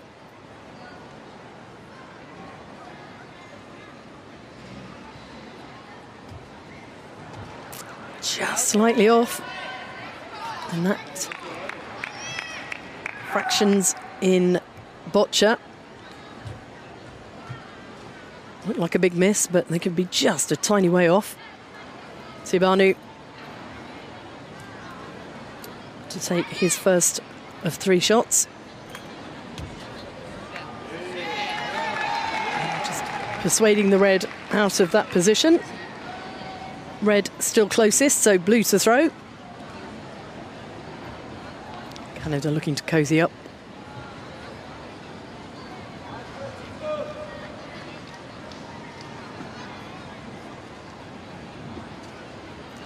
Ninth in the individual BC4 competition.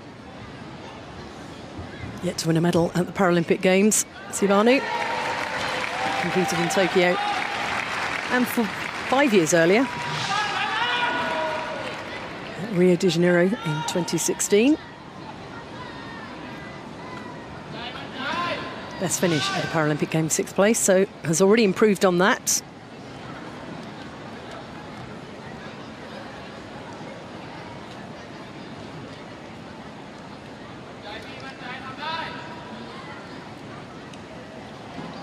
La Pienne.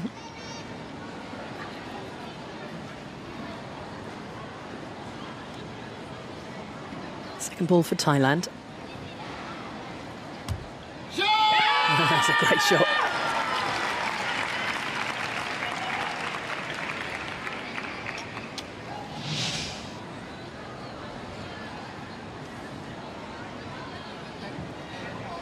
As we see so much in Boccia, making adaptations so that he's got full control of his throw. Everybody does it a little bit different in Boccia.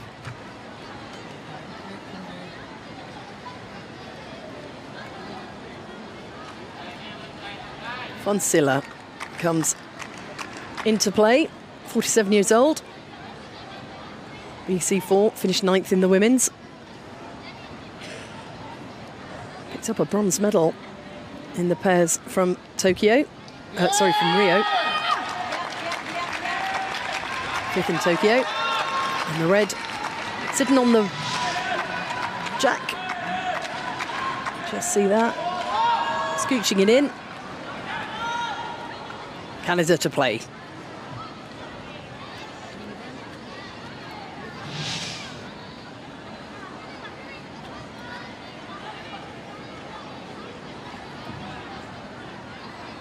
See this meditative routine for Alison Levine.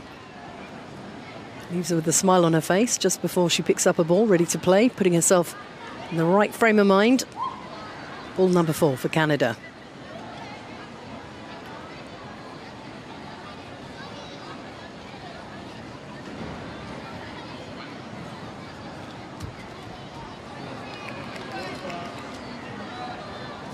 Opens the jack up a bit.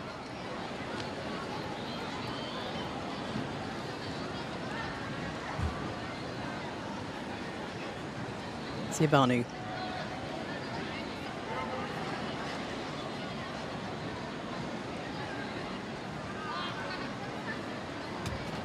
Oui. French-Canadian, yes. As he pushes that jack away from the red towards the 2 blue. Canada scoring 2 at the moment.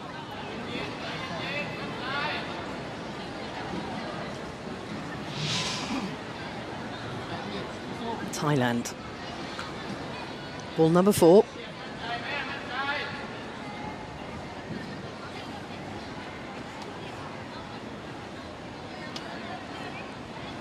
Zilla.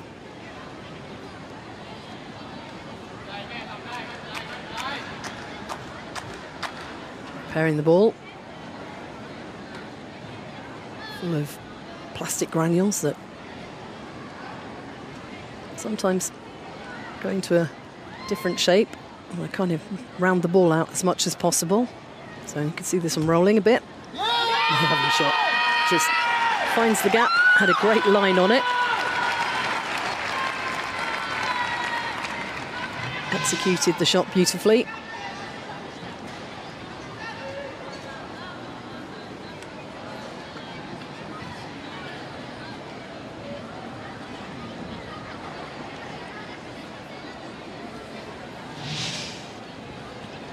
Canada with their final shot.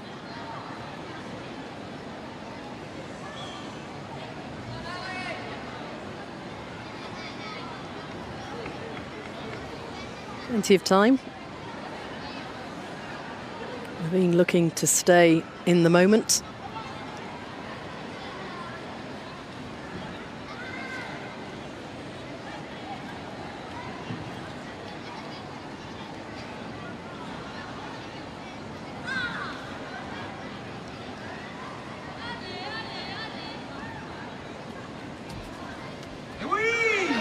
That's a great shot. So chipping out the red, pushing the jack onto the blue.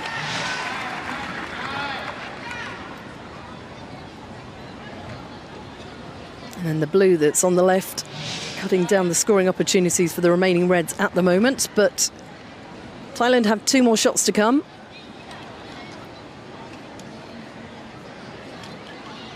They're looking to chip that blue away from the jack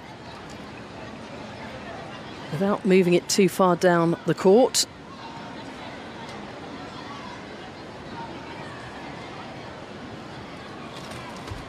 That's a lovely lob, landing right on top of the jack. Still blue scoring, so Foncilla has a slightly awkward angle, but she is right-handed, so don't look too worried. She's just seeing if she can get herself a slightly better line of sight. Thailand looking to score 1 and deny Canada in the opening end of this bronze medal final.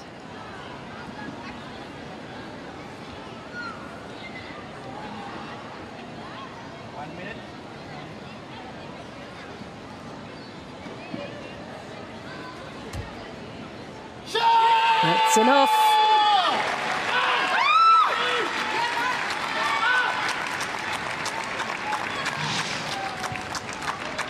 Foncilla just absorbing the pressure, doing just what was needed. Delicacy, a little bit of finesse. Nguyen Chan Foncilla takes the point. Julian Sibanu just fulfilling his role as captain, making sure that it doesn't need to be measured. 4 ends in this bronze medal match. The first has gone to Thailand, but scoring just 1 point, which means we really have quite a long way to go still in this bronze medal match. Mixed pairs, BC 4. Thailand lead Canada 1-0.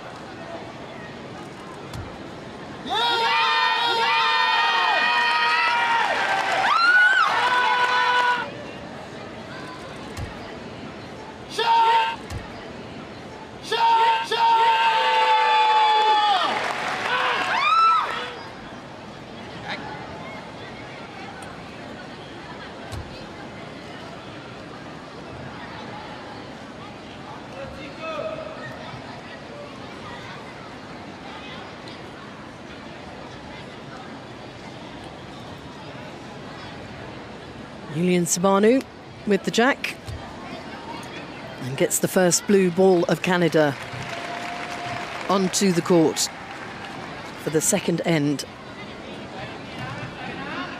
in the bronze medal match. 4 players in the mixed pairs. And as you can see, the boxes are used in order. Red will take box 2 and 4. Blue take boxes 3 and 5. And instead of 6 balls per player, it's 3 balls each. And teamwork very much needed to make the most of the shots.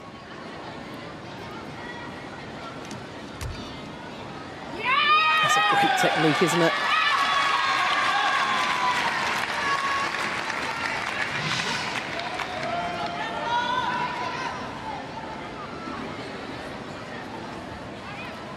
Brilliant.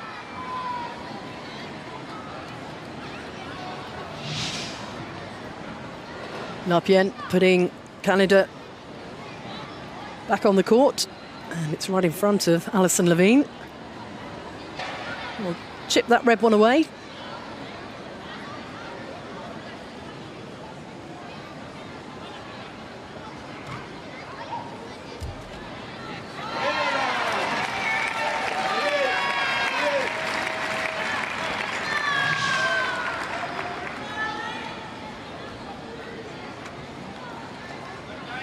Potentially 2 scoring balls there for her.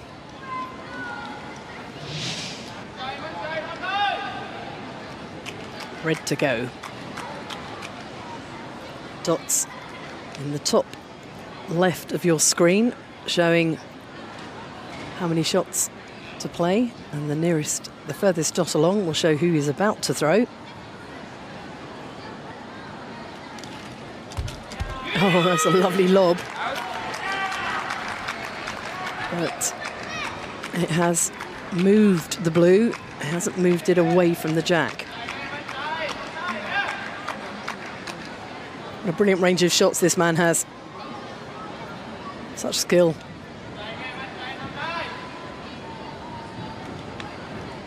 The lob is tricky at the best of times, but at distance, Yuanchan Fonsilla thinking her way through her next shot. Ball number 3 for Thailand, as Alison Levine keeps their hand warm with that hand warmer.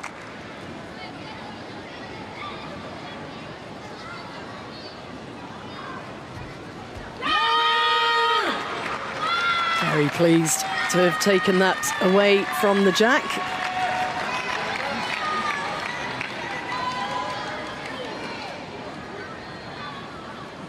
Canada advance.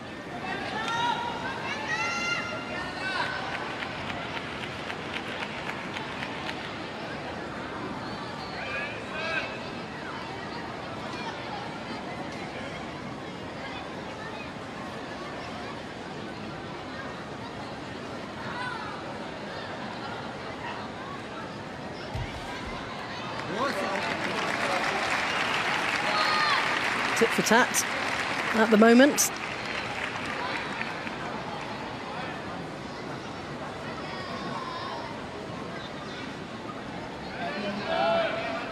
Fonsilla ready to play.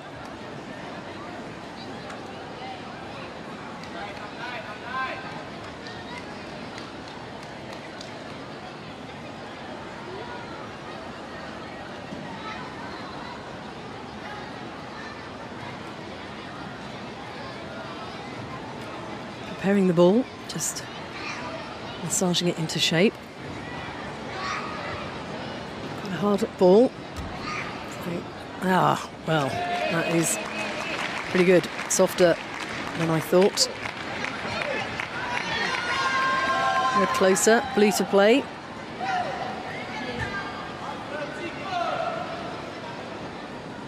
And Sabanu knows that from his position, contact on the white will push it potentially to the blues behind it. Just like that.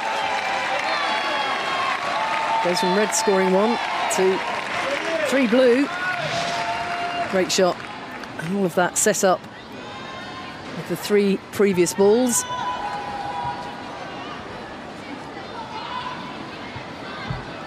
Very satisfying.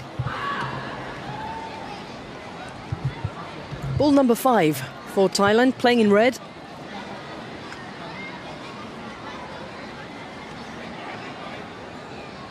They can use all the shots. Lapien and Fonsilla.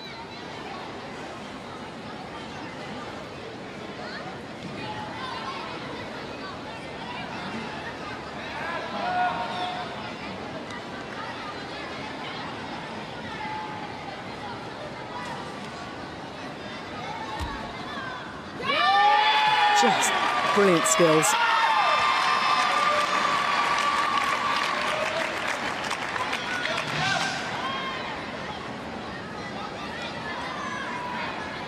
It looks quite simple, but getting the weight and the delivery right, if you have the right weighted ball and the right softness of the ball, it's slightly easier, but in the team competition, you could well run out of your preferred balls.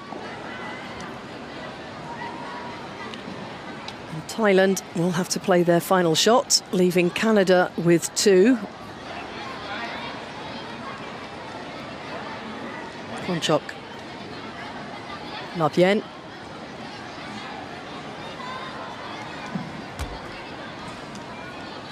Just pushing on that second red.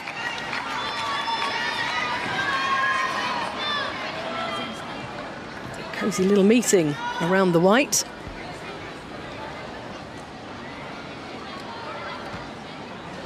Canada have 2 blue balls to try and take control. Trailing by 1 after the first end. 4 ends in this bronze medal match. A cumulative score will decide the winner.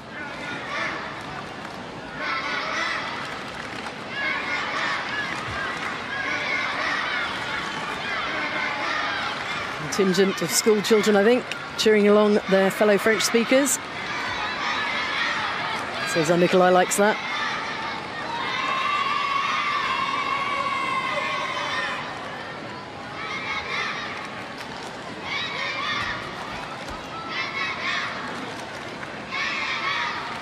One more ball to come.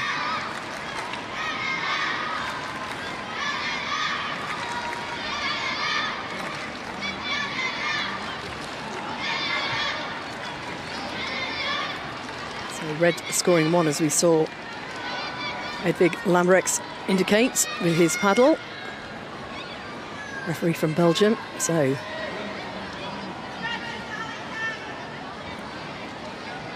how's the lob looking, Alison?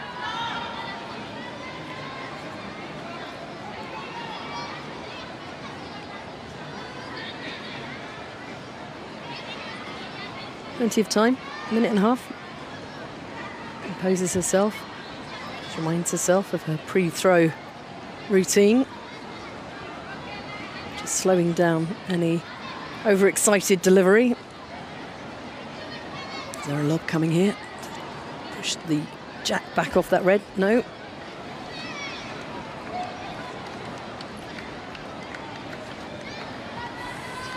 So we'll get the gauge out for this, and maybe the torch. Torch first. You see there's no light coming between those 2 balls.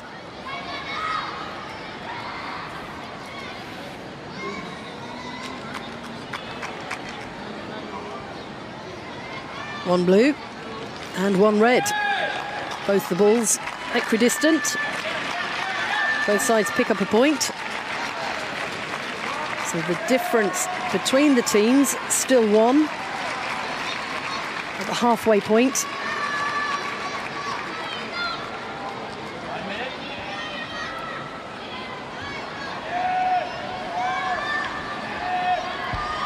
Thailand are ahead. 2 points to 1 in the mixed pairs BC4 bronze medal match against Canada.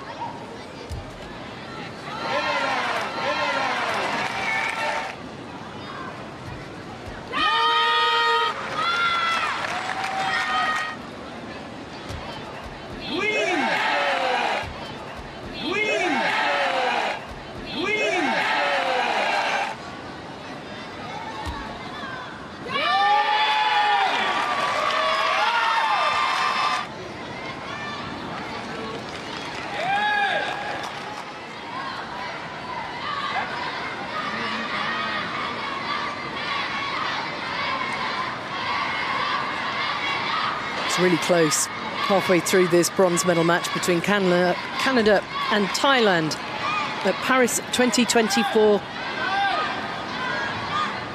It's the mixed pairs BC4 competition. And there's just 1 point in it.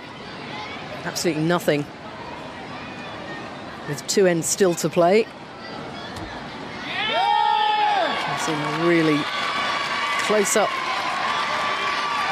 start with the jack in this end by Thailand. Canada skipper Julian Simanu looking to muscle the blue in and remove that red.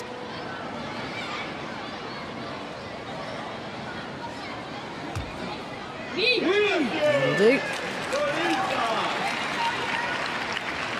I think that's a lovely shot. Consilla's view of the jack restricted by her own red, but that can be pushed on. And Pornchok Lapien has a blue ball right in front of him. Consilla, 47 years old. These two won the bronze medal in Rio in 2016 in this class.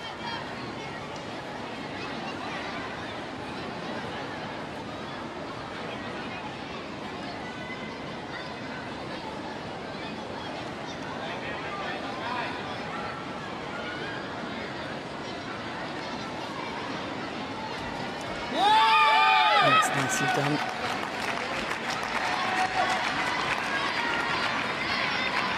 These two teams are so evenly matched and both on their game today.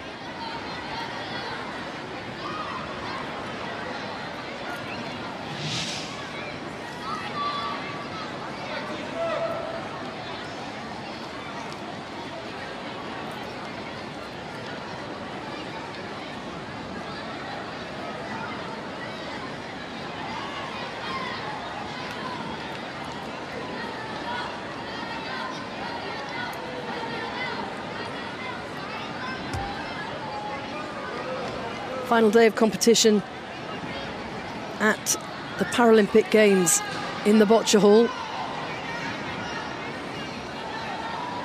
More than 290 matches have been played. This is match 292.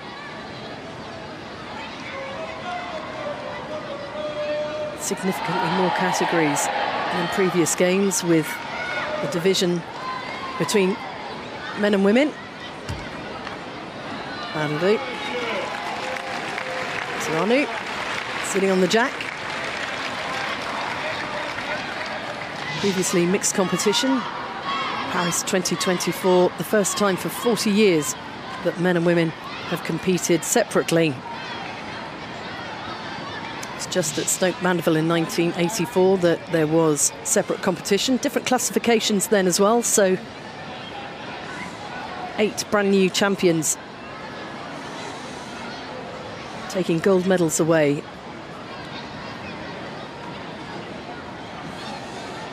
Brand new categories, brand new champions. Although some have won the mixed titles in the past. Team competition, well, the changes this time round is there's no substitutes. That's lovely. And the pairs has to be one male and one female athlete who must have qualified to play in the individual competition.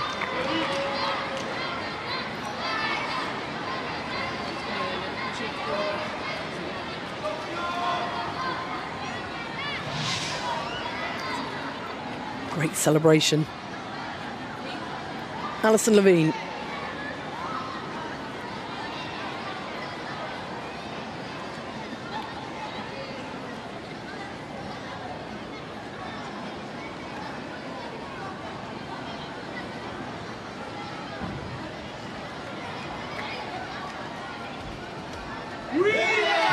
Advancing the blue onto the jack.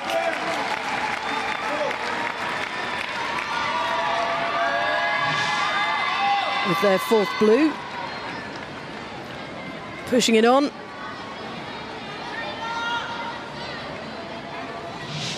Utility ball heads off over the top. Napien will take the full shot for Thailand.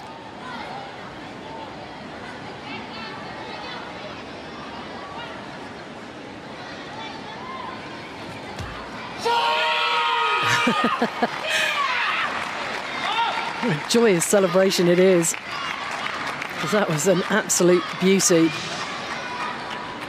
Doing his 1 ball sometimes takes 2. Look at that.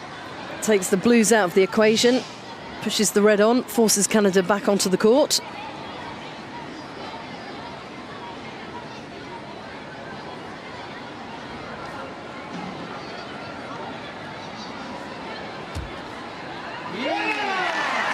Alison Levine's got her eye in today.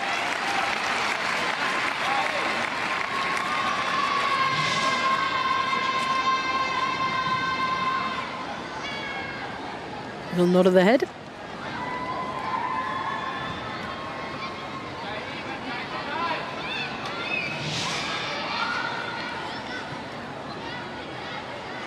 Thailand's captain.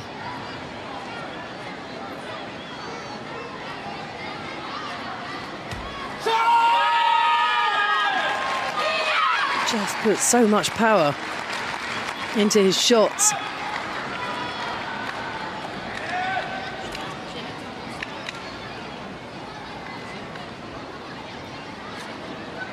And think how tidy it was at the beginning. That ball just cozying up to the white V line.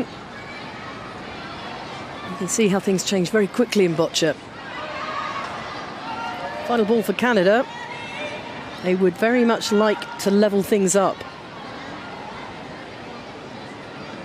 but do have the final throw. We've seen some brilliant scoring with single balls at Paris 2024. Final shots banking 4 points.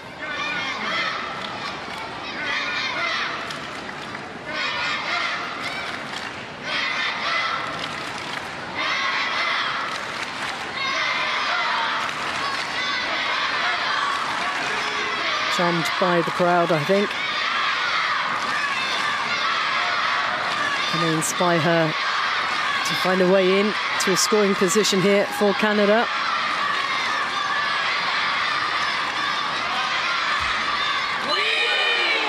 Well, that looks pretty good.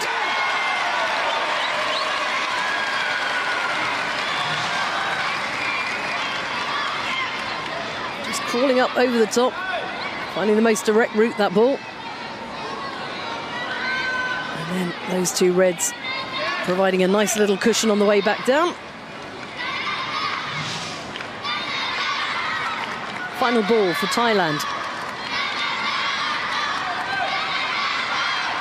2-1 up in the match.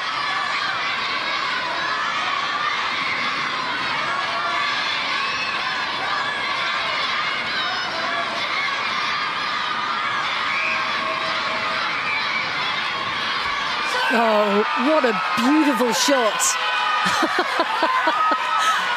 Well, I think it deserves that celebration, because that was absolutely pinpoint perfect.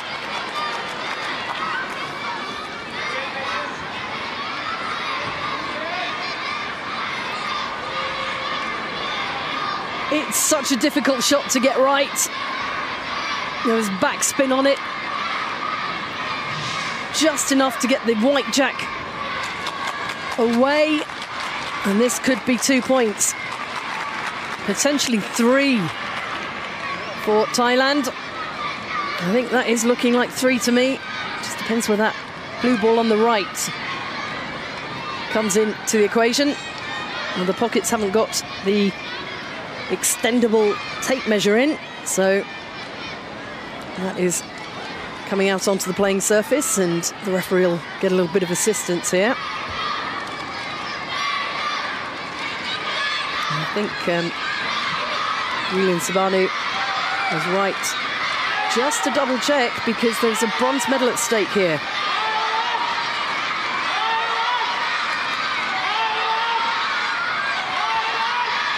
As a one-man shouting match against a whole school class. Fantastic.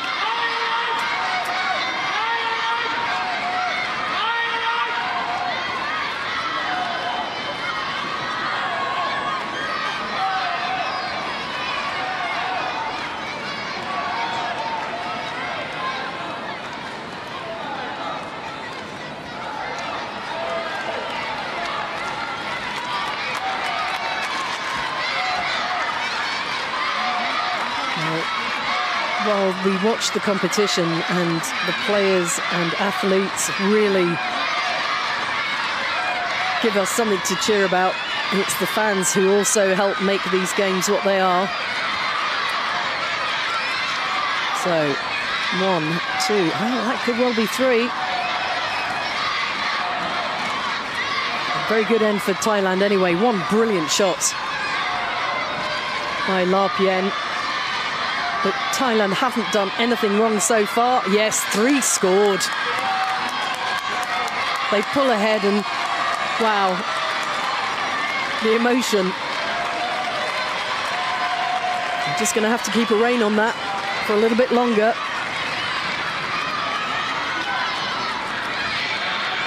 After 3 ends and with 1 to play, Thailand have strided ahead of Canada. In the mixed pairs BC4 bronze medal match, they lead 5 points to 1.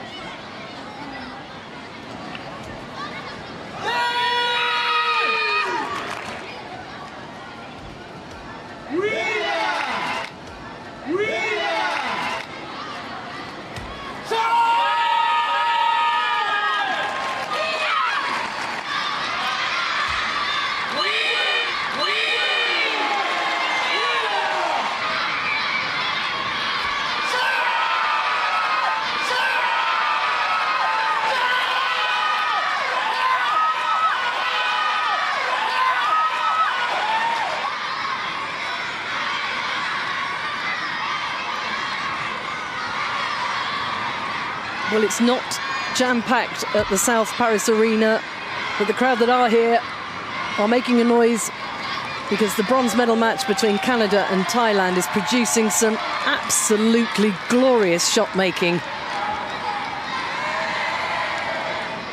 Canada played some superb balls in the third end, but Ponchek La Pien pulled it out of the bag to score 3 and take Thailand close to the bronze medal. The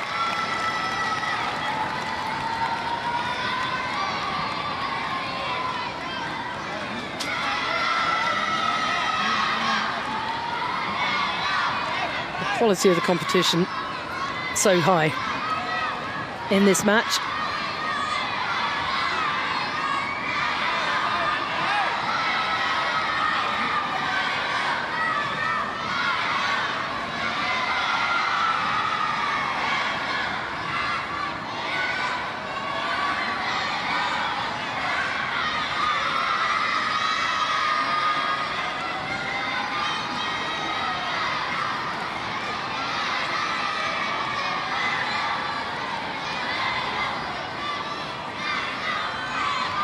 Here's Foncilla.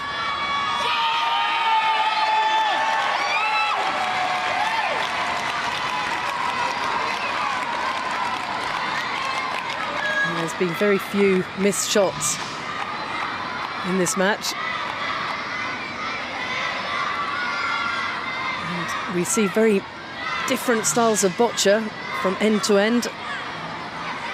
Precision and finesse for the close-up game. Well, it's a demonstration sport here at the moment. It's a great shot by Levine.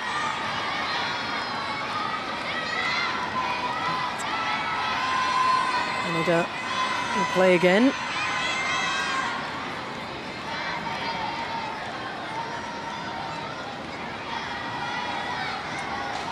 Ball number 3.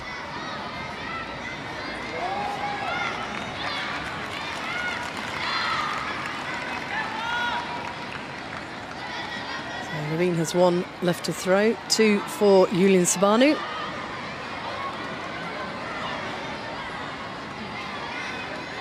Ball number 2 for Thailand. And the first throw of this end for the 30-year-old.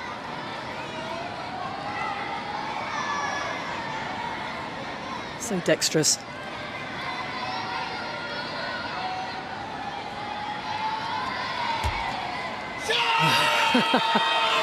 Well, he hasn't missed a shot yet.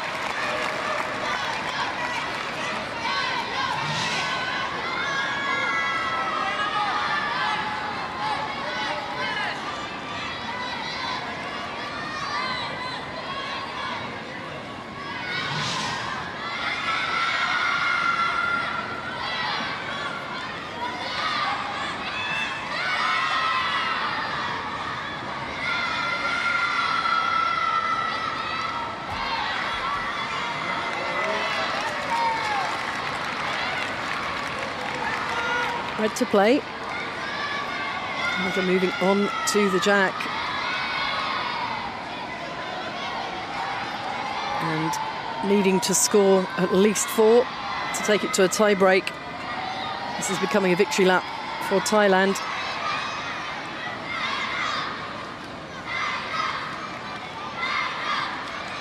They've won 11 medals in total in boccia over the years at the Paralympic Games. 5 of those gold. No gold here today.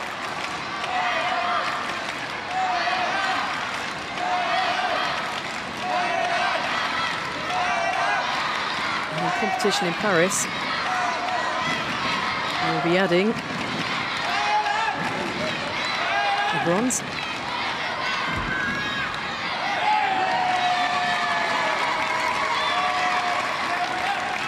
Seems to know exactly where to put the ball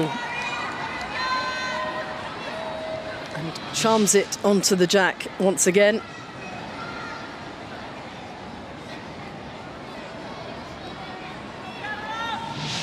So a gold and a bronze already bagged by Thailand. This is looking very much like a second bronze of the Games. Canada have a final shot.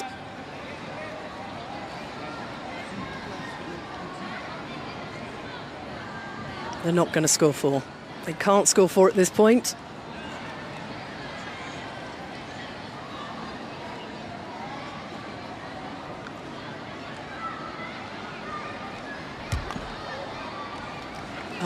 And his wheel just touching the line.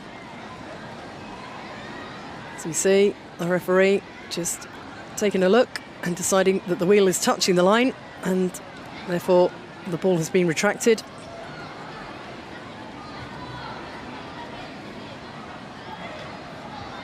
Julian Sabanu is going to just sit tight.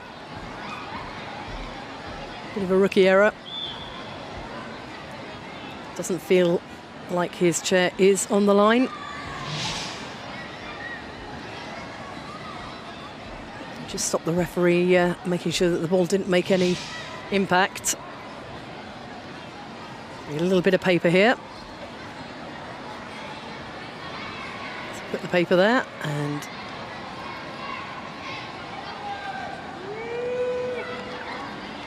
the ball is retracted.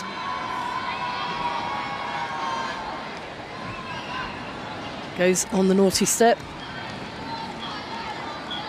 And Thailand have 3 balls if they choose to play them to complete their Paralympic Games competition.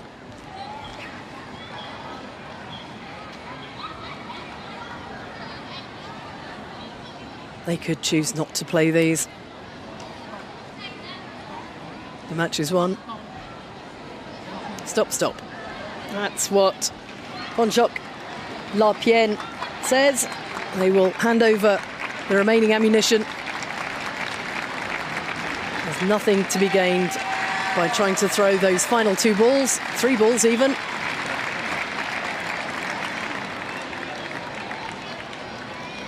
The referee confirming that that is indeed the end of the fourth end. Confirms that with the match officials and the timekeepers. Takes a look to see what the score is. 1 red. Well, victory was assured before that final point was scored. And the final score gives Thailand the bronze medal in the mixed pairs BC4. It was a great match between these two great teams. Some really good boccia played. Precision shots.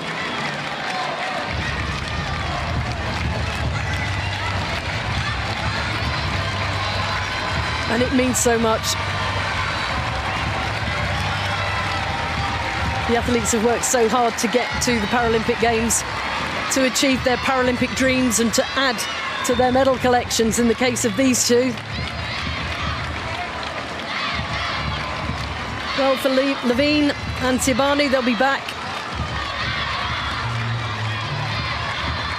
Nonchan, Fonsilla, family and friends support the athletes all the way.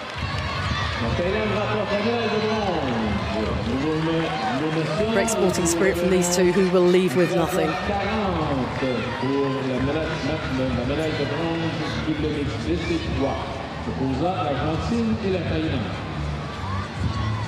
Well, ladies and gentlemen, that concludes the mixed pairs BC4 bronze medal match with a win for Thailand. The score 6-1. We will continue. Final check of the balls by the referee. The mixed pairs BC3 bronze medal match. Pre-match checks carried out on the equipment, and now also at the end of the game, just to check everything is as it should be.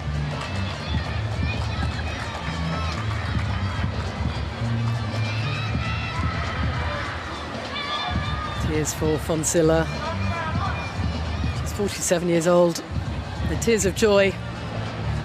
Finished 9th in the women's individual.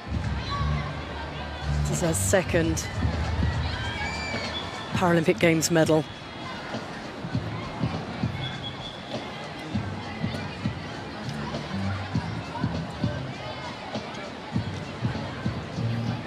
Retrouvez le superstar et la fan zone avec écran géant et point de respiration en empruntant le tunnel à la sortie du hall sur votre droite.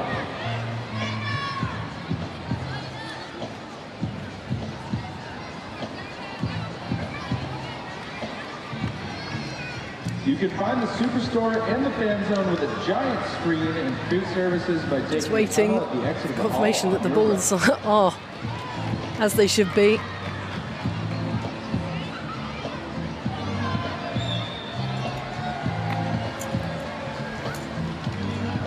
There we go. Final check's done. Nous rappelons qu'il est strictement interdit de fumer et d'apporter sur l'ensemble du site, excepté dans la zone prévue à cet effet.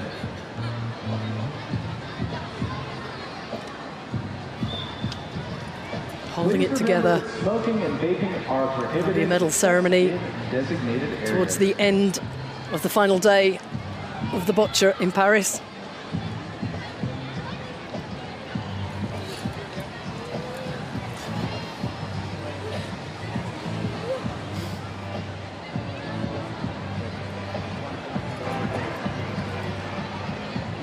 Just explaining one violation, so one ball retracted in that final end.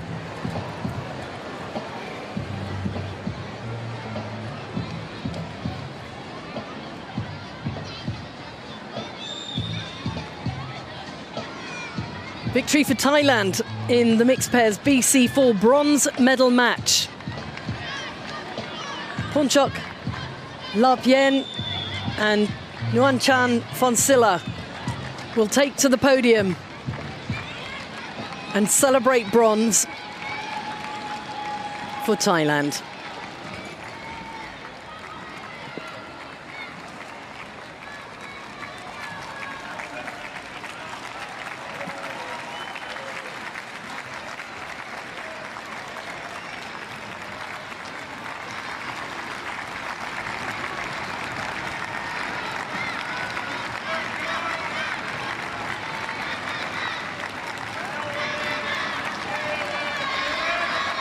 confirmation of the result. Thailand taking bronze with a 6-1 win over Canada in the mixed pairs BC4.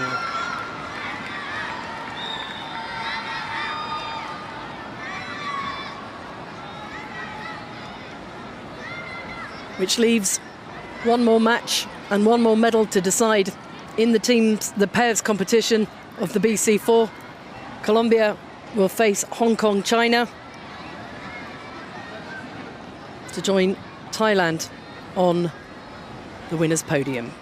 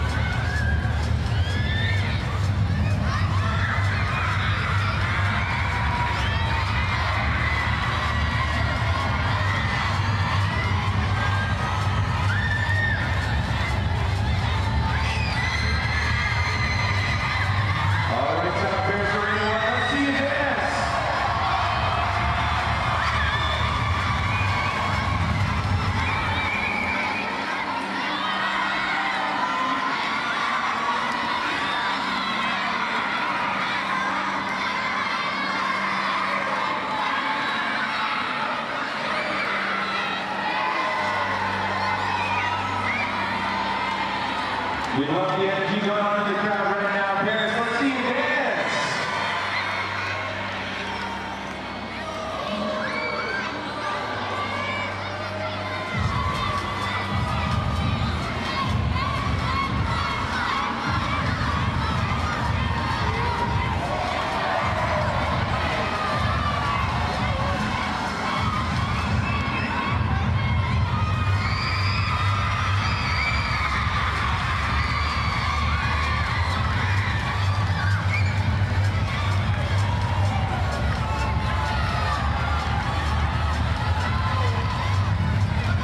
The coordination of this group is impeccable.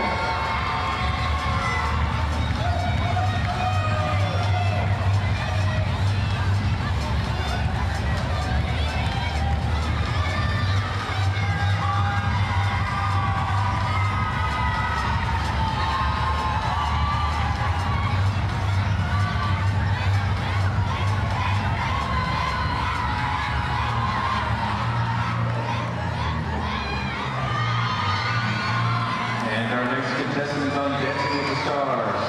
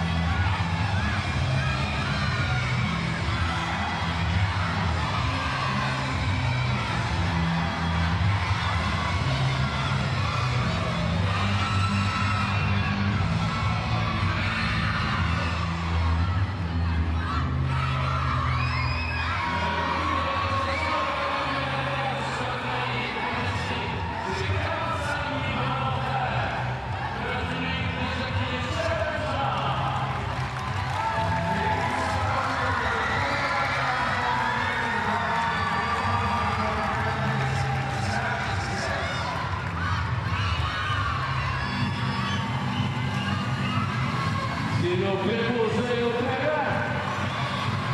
it is very important that we keep the court swinging here. These are some of our volunteers. Wait, what's this? Whoops.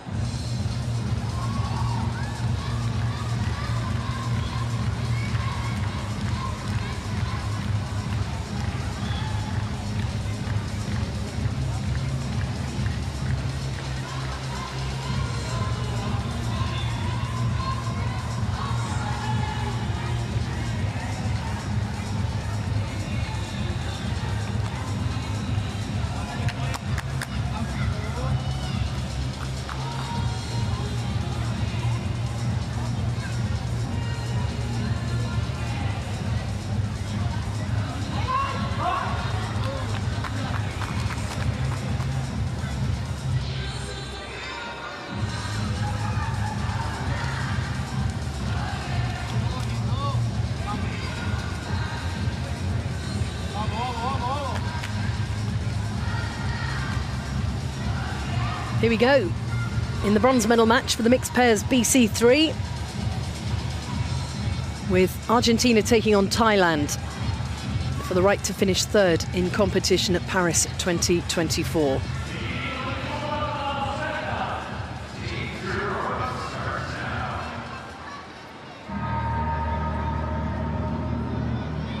The mixed pairs BC3 means the ramps are out, and we have our ramp operators assisting, and 3 balls apiece, 4 ends. The cumulative score of who can get closest to the jack will decide the winner. Portugal's David Henriques, our referee.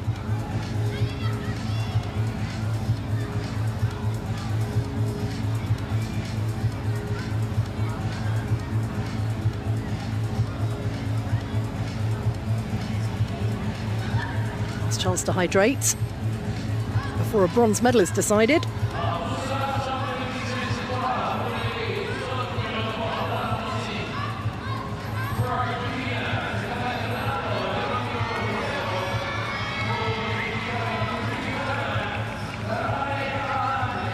So here's the team from Thailand. Ladamani Klahan, and on the right, Akdej Chutuen Klin, both using head pointers to set the ball a-rolling. Perspex all the way through Chutuen Klin's ramp. Solid wood. Klahan's. Fantastic support for Thailand, who historically have done very well in boccia competition at the Paralympic Games.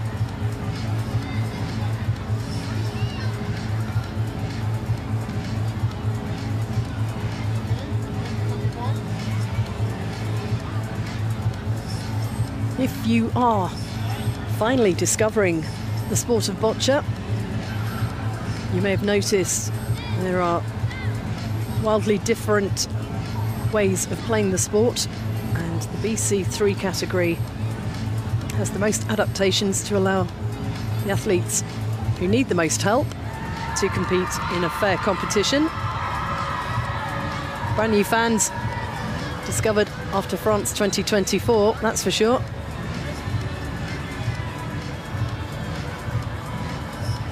So the ramps are operated by the ramp operators, and they must face away from the playing surface all the way through. Once competition has started,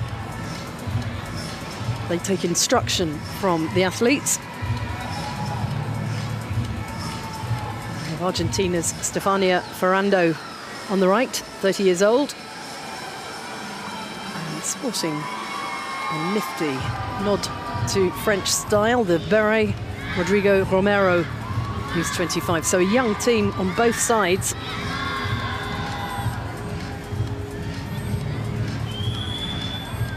Much like our young audience. A day out at the Paralympic Games, cemented in their memories of Paris 2024 Part 2.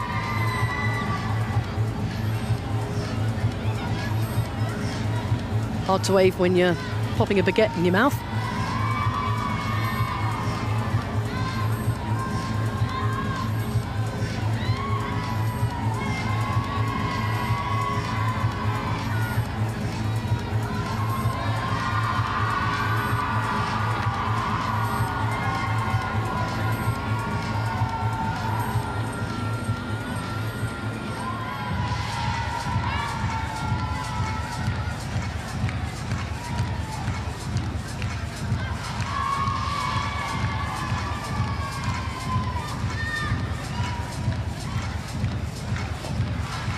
Final few moments of warm-up for Argentina, playing in the blue and throwing the blue. as they roll through the jack in the final end. No substitutes in the mixed pairs BC3 competition now. It's a new rule brought in after Tokyo. There must be one male and one female player.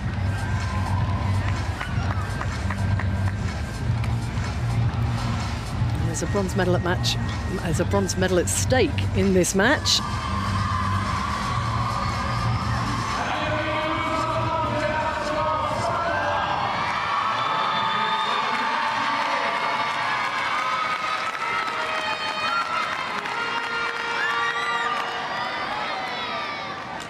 Bringing you the bronze medal match in the mixed pairs BC3 at Paris 2024. Referee David Henriques of Portugal, presenting the white ball to Thailand. 7 minutes on the clock for the Rampers. Little countdown and 3 balls apiece.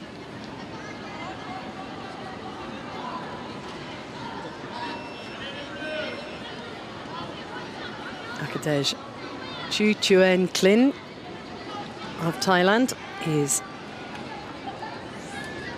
26 years old, came 5th in the men's individual BC3 category, trains up to 36 hours a week. First Paralympic Games, won silver in the World Championships in the pairs. That's a great shot.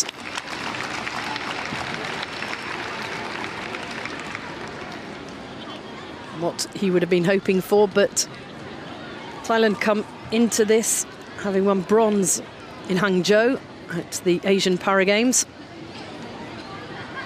with an individual gold medal for Chutuen Klin.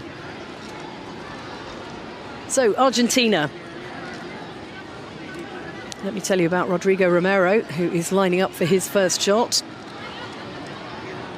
25 years old, finished 8th in the men's individual competition. A law student.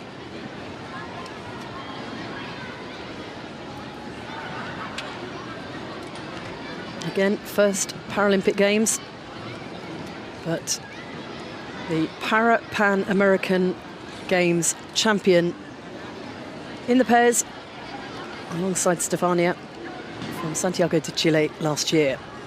Smash, takes the jack back, removes it away from the red. Plenty of power there from the rock at the top of the ramp.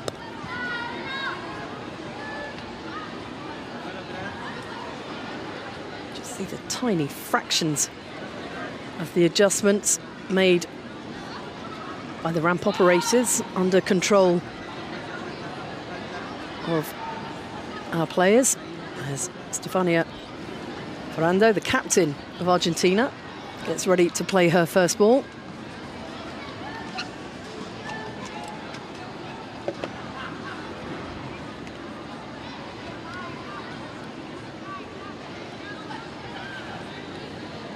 Squeezes that up on the jack.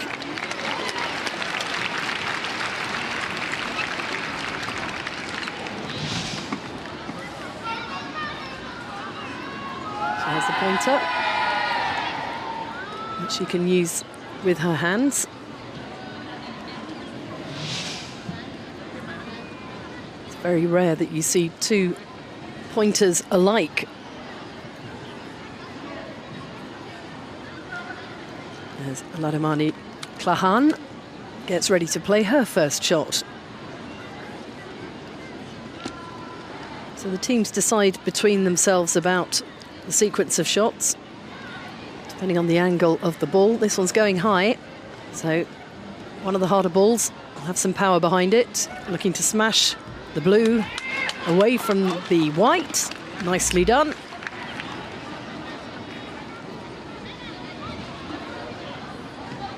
And red looking to lay up on the white. But Klahan wants to have a closer look.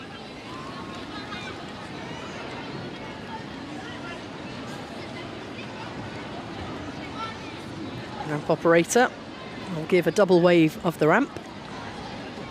There we go, just to show that it hasn't been preset in any position while the athlete's away. Lucky Bee on the top of her head pointer uses the ramp as her sight to infinitesimally edge it into position. You see all the numbers on the side as well, all different types of calibrations carried out by boccia players in the BC3 category, so they know exactly where each of their balls is going to land in optimal conditions if they place it at that place on the ramp. So a little bit lower down, it's going to be travelling slower speed.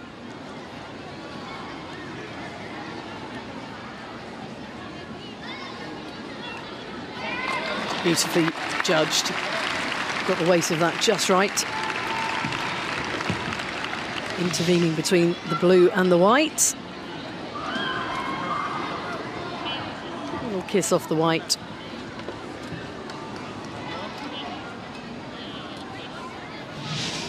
Perhaps fractionally long, but I don't think too much to worry about at this point. Stefania Ferrando of Argentina, the captain.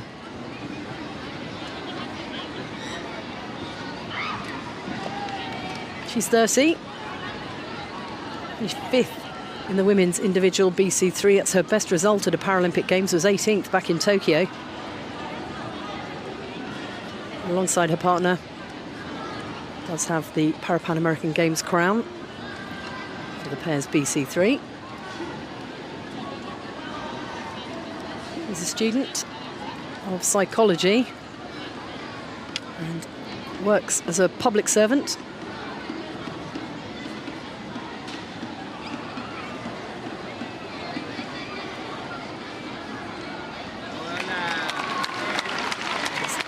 Looks that in.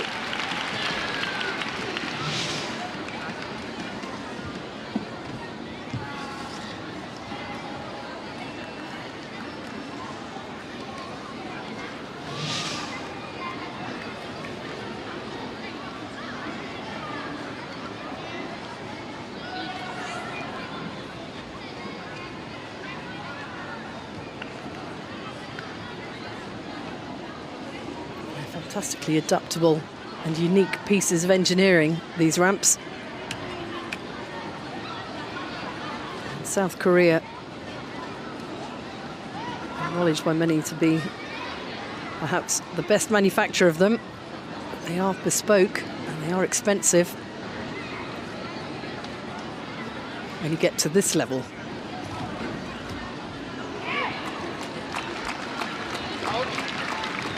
Precisely the shot he wanted to play there.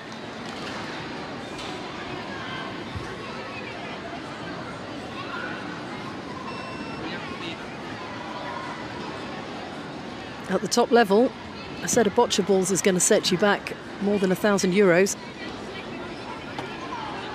But that is if you're going to be playing at the Paralympic Games. Boccia, a very accessible sport. And at the entry level, very, very easy to get into. Check out your local club if there's something that's caught your eye about this. A lot of boccia players that we've spoken to, though, admitted that it wasn't their first love. They weren't quite sure about it until they started playing, including Stefania Ferrando, who actually started out as a swimmer before her friends encouraged her to come into boccia.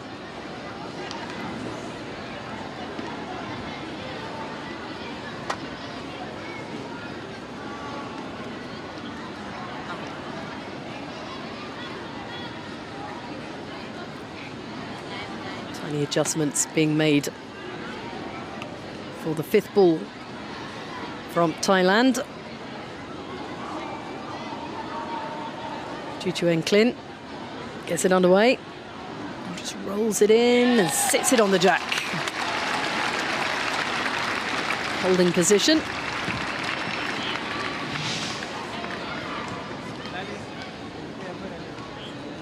Furthest over on the right as we look at it. Looking to run interference from anyone keen enough to take him out of the equation, which is what you could see coming here from Stefania Ferrando. You see the ramp's gone very high for her.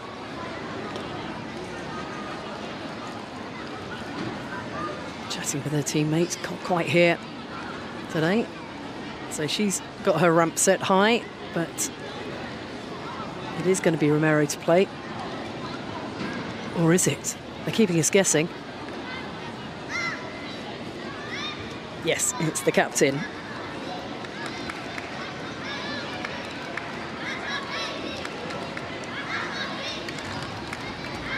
Smash onto the red, opens up the jack.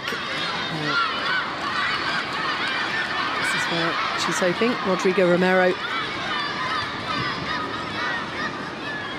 potentially has a better line of sight than her.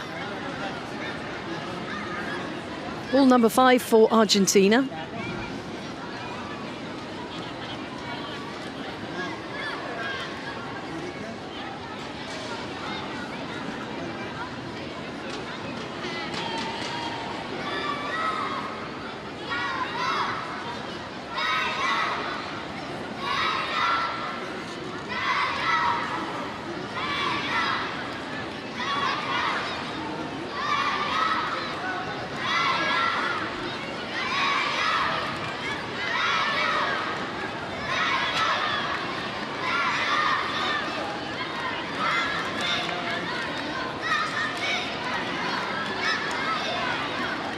Going high.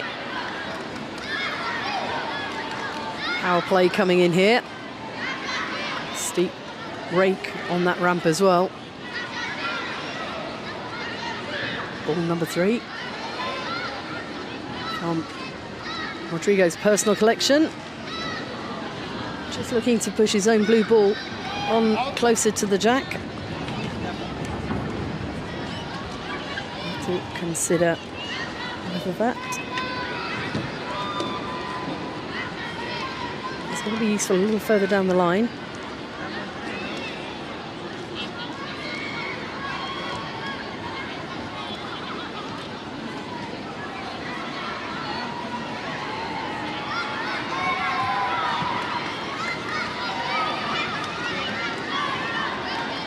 Final ball from Argentina, ready to come into play in this BC3 bronze medal mixed pairs competition.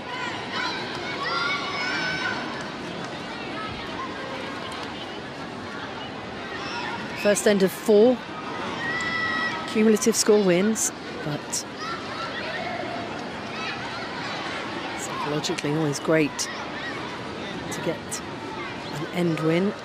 Just see all the different variations available to the athletes on their ramps.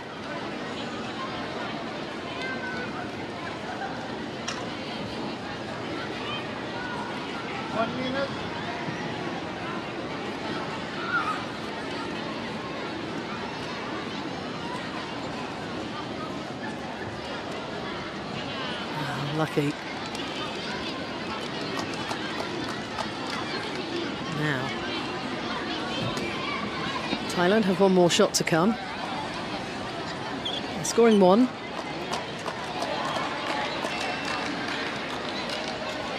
Wondering how they could possibly make that 2.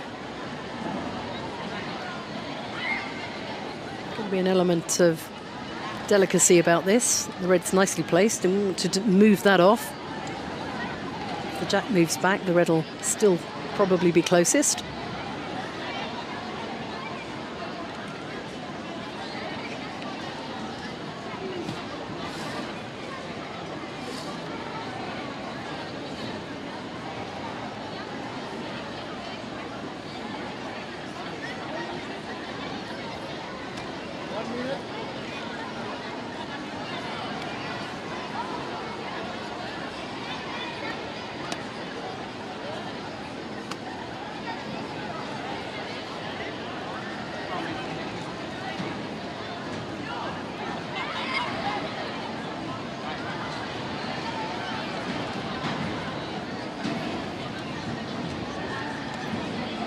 Oh, that's just half a turn too much maybe, but no, that is still going to potentially score 2. Yes, 2 given. 2 red, Thailand in red, Thailand ahead.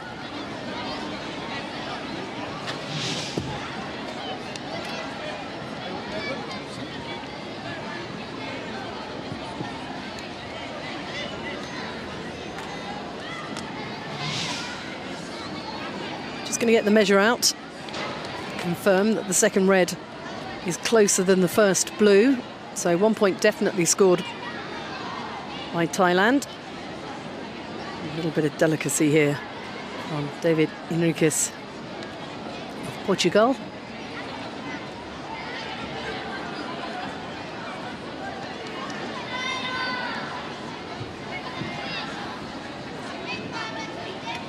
Just the one.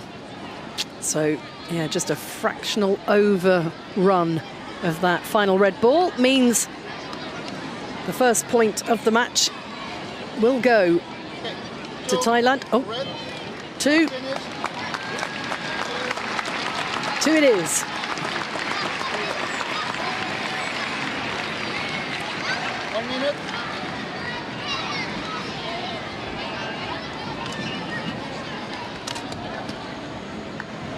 They're looking pleased with that.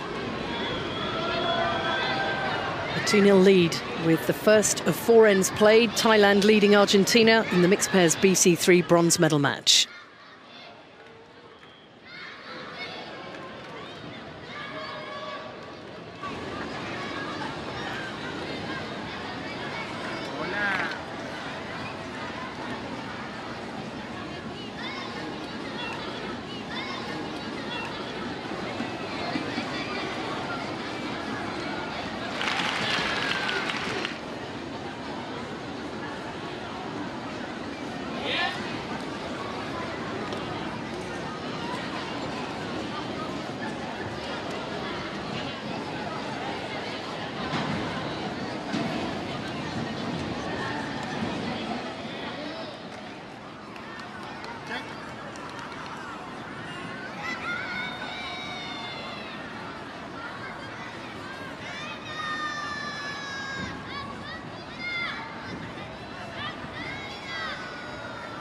Stefania Ferrando of Argentina.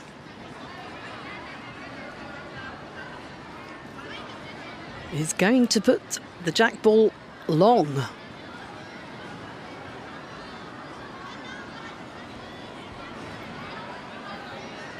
So probably 8 meters into the court. 12.5 meters long, size of a badminton court.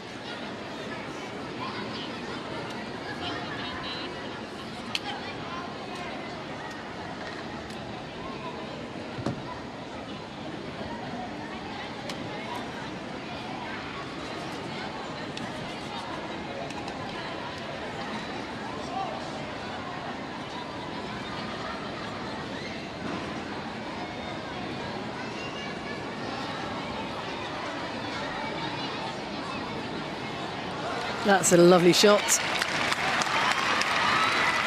Maybe a little too far over, but acting as a buffer on the right-hand side. As she looks at it on the left as we see it, to avoid the jack straying into unwanted territory further left, as we see it on the screen.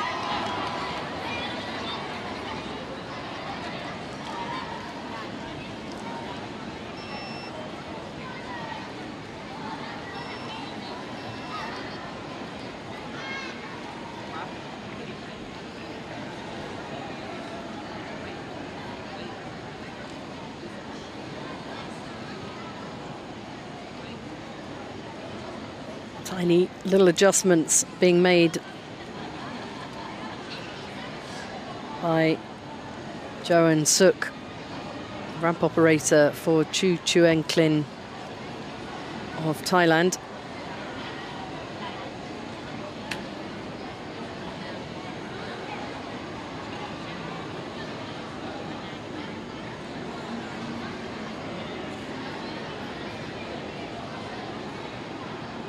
Needs a bit of weight to get this down the court.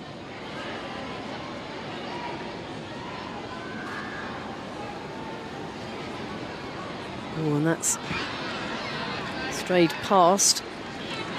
He's looking to replace the blue ball on the left as we look at it.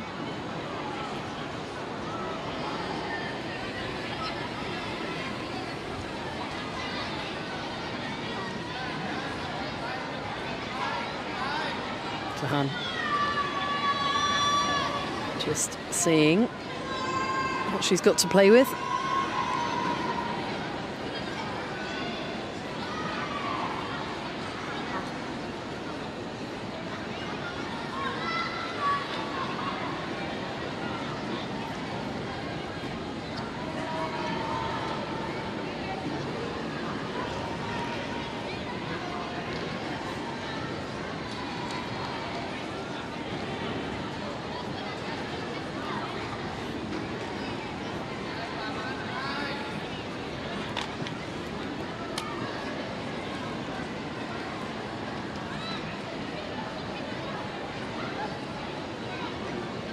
So, off pace, this one.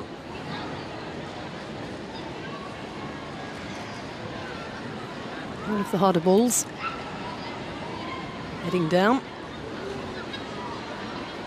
Good weight on that. But still red to play. Blue scoring at the moment.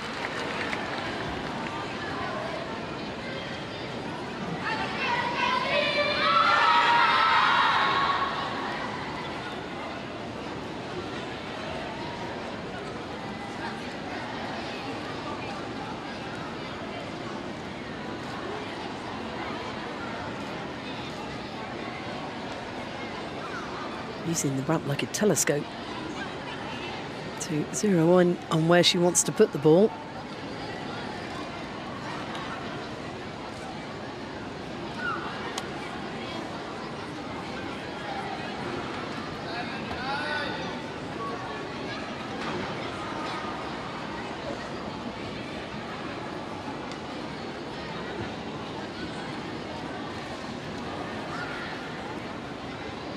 Oh, no, that's gone long as well.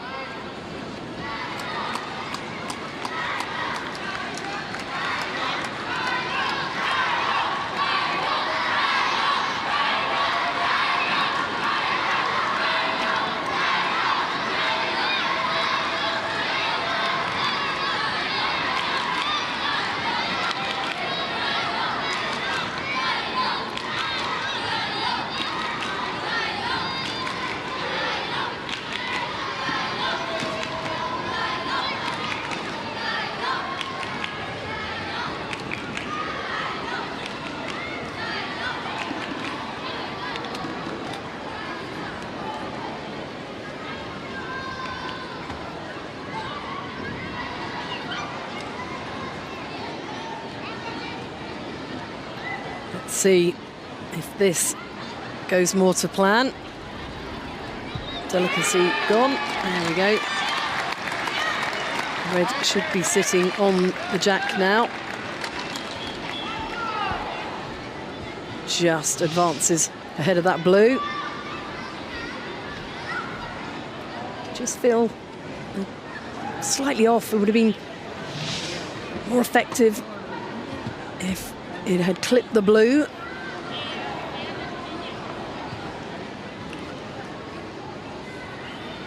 Argentinians ready to show their stuff.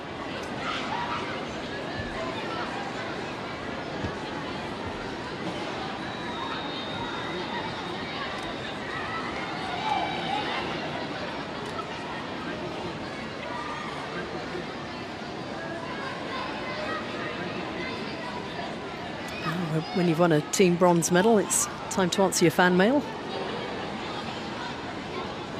Rodrigo Romero.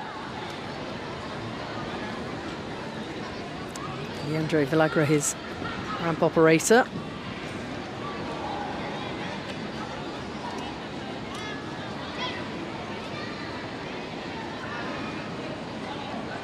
This is very high.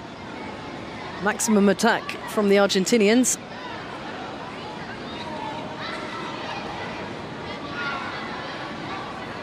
big power play coming down the ramp. Just takes the red off the jack. And Argentina have 4 balls still to come. Thailand just 2. So Argentina will be looking to get those to count. That's Leandro Villagra.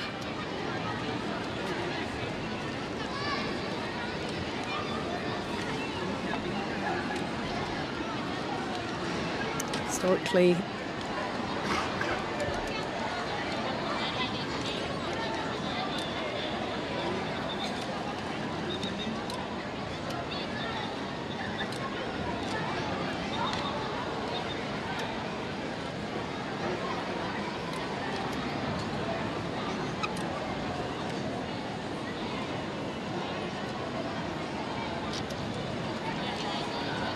very happy with that.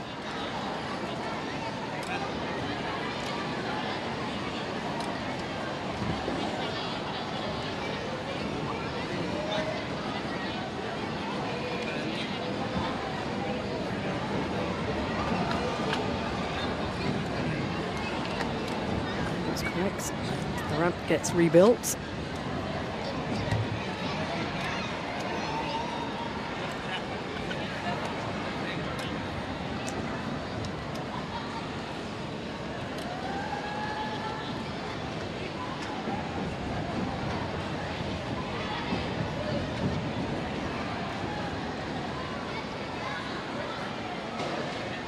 It's on its way. Barest touches there. It's proving really tricky, that red, for Argentina.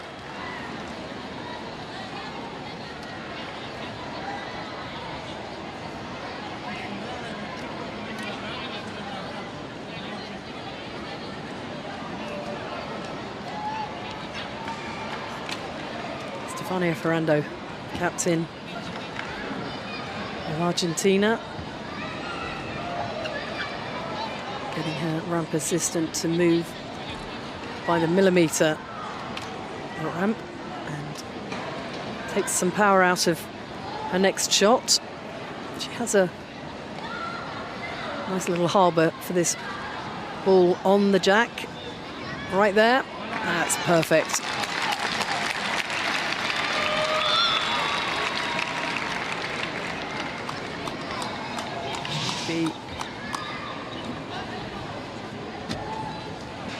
Just push the jack back a bit, so yeah, just checking that red to play, blue fractionally closer.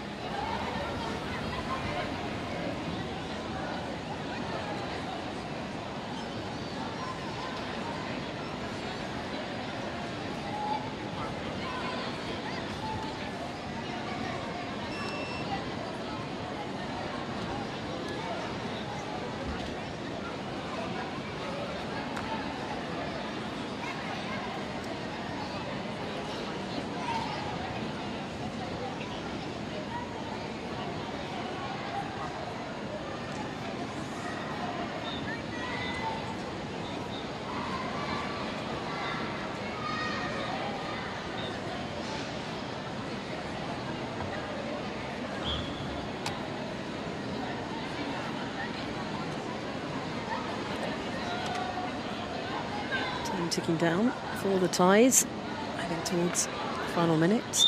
Ball number 5, though, is now on its way.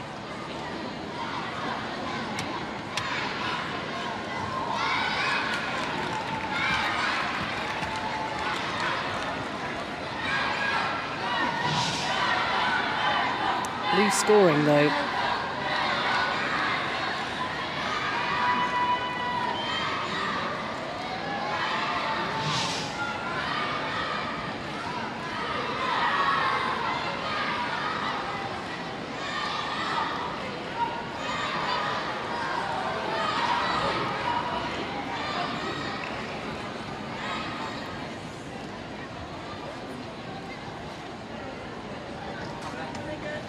And Jaron Suk, the ramp operator, Working as fast as possible, so Akdej Chuchuenkling can get this last shot underway. It's a rock, and it's a high place. Oh, and it's off.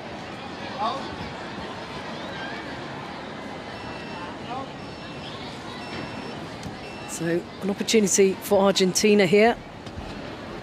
All 6 balls played by Thailand. In the second end, they're leading 2-0 after the first end. Plenty of points still available, and Argentina just wondering how they can make the most with their 2 remaining shots.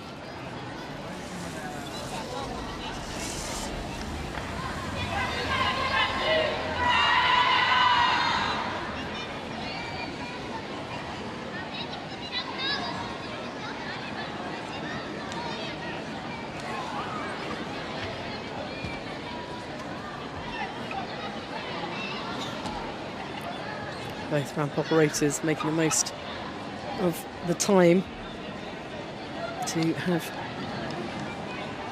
the ramps in position for when the shots are required. Rodrigo Romero using his to sight the court. See it flip back in position.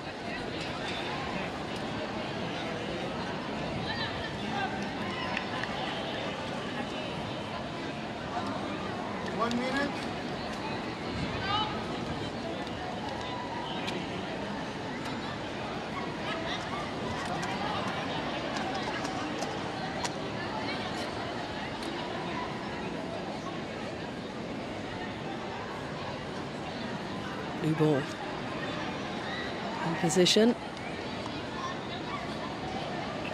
Next way.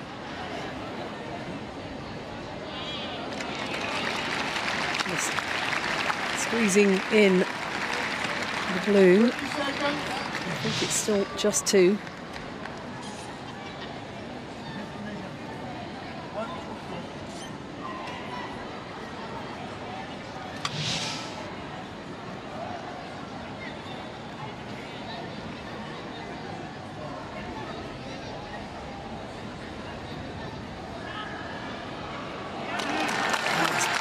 Really nicely done. I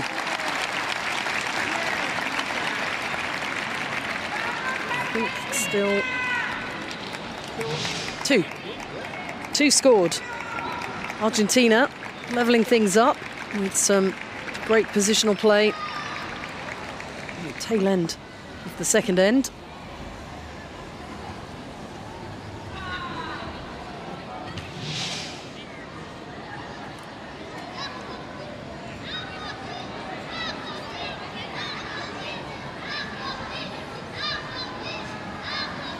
Is coming out to just confirm.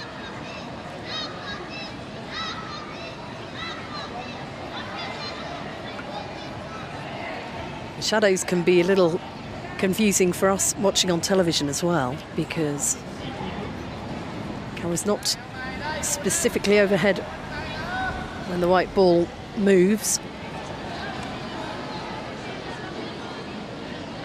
David Enriquez of Portugal signals blue, scoring 2, and the completion at the end. And let the players now have 1 minute to tidy up and get ready for the third end of the match. Halfway through, well, there's nothing to choose between Argentina and Thailand. They're locked 2 apiece in the mixed pairs BC3 bronze medal match.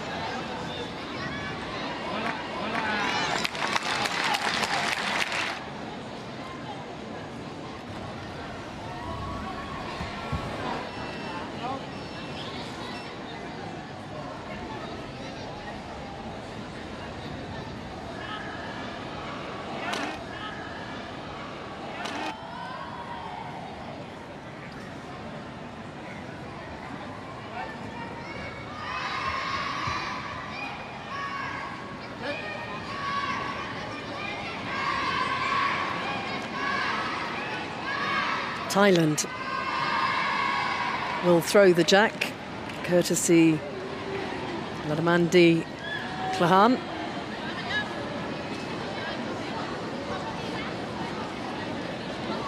It's a two-end shootout, effectively. 2 points all at the halfway point against Argentina in the battle to win bronze at Paris 2024 in the mixed pairs BC3.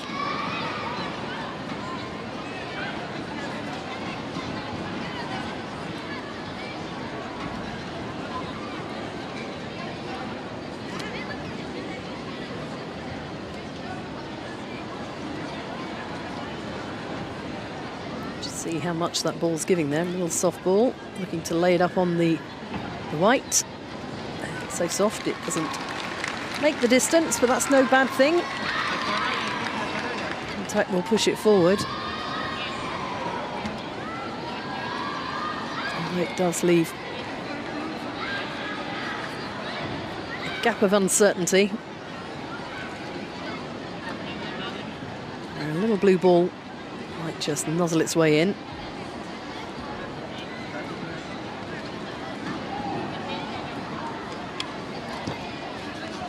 Stefania Ferrando will be taking the first shot for Argentina.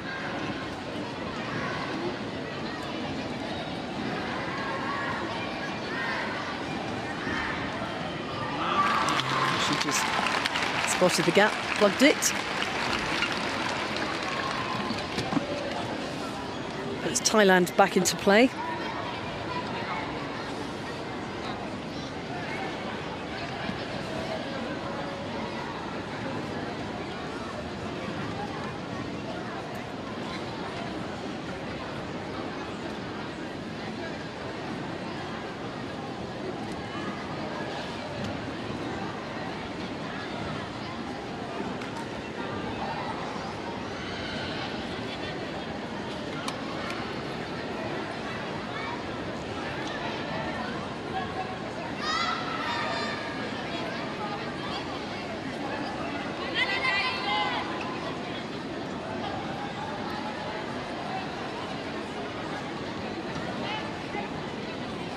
Mandy Klahan at the top of the ramp, reaching up.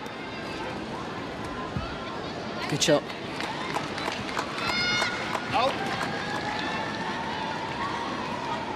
Sets things up nicely for her captain.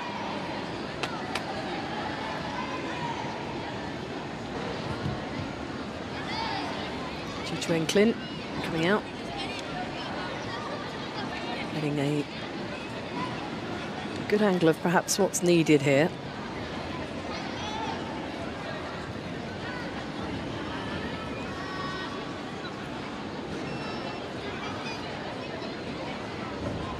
There's 3 balls lined up, ready to be played as the ramp operator sets it up as a sight. So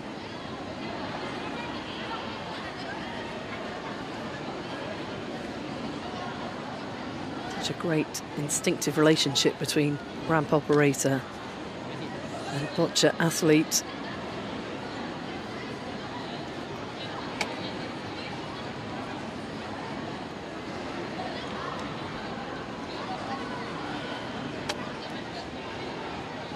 Magnets holding large parts of the ramp in place.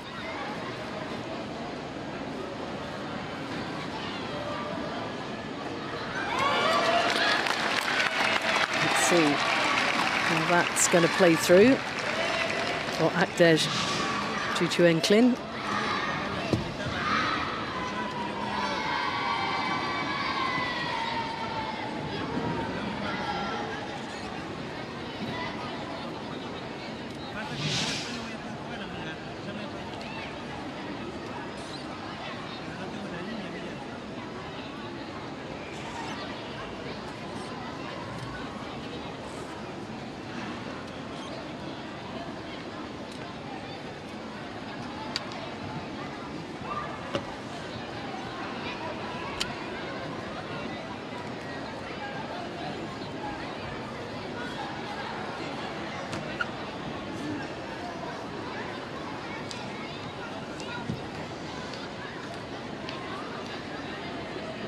Rodrigo Romero manoeuvring into position on the far side, but it's coming down the ramp of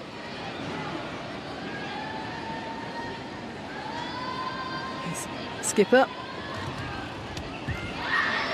Opens things up, pushes the red off the white. Red still scoring, blue to play.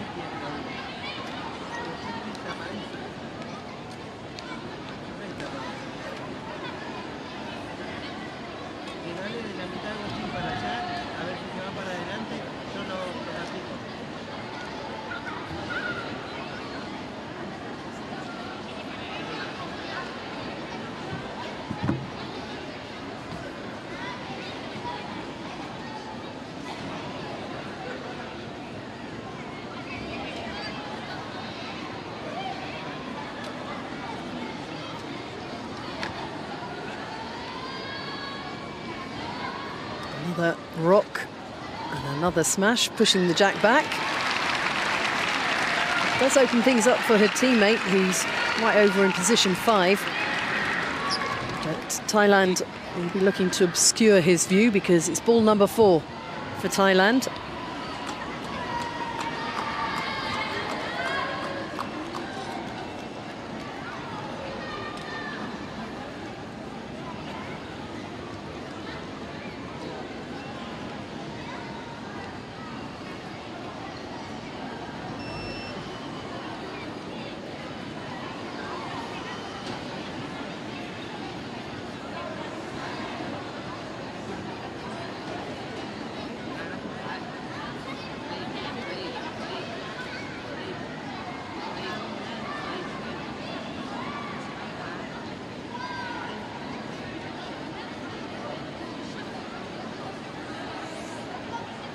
Calibration sheet in one hand,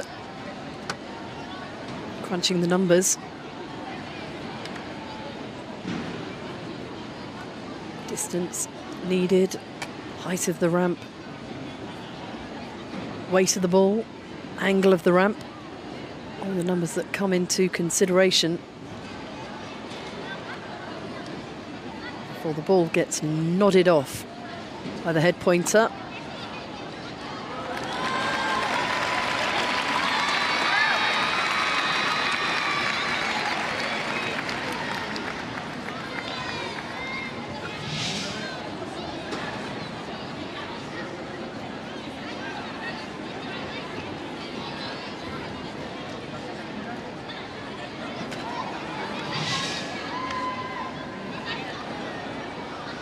Argentina, Rodrigo Romero. Checking best possible line. Having a good look. That's the coach Christian Rosado of Argentina.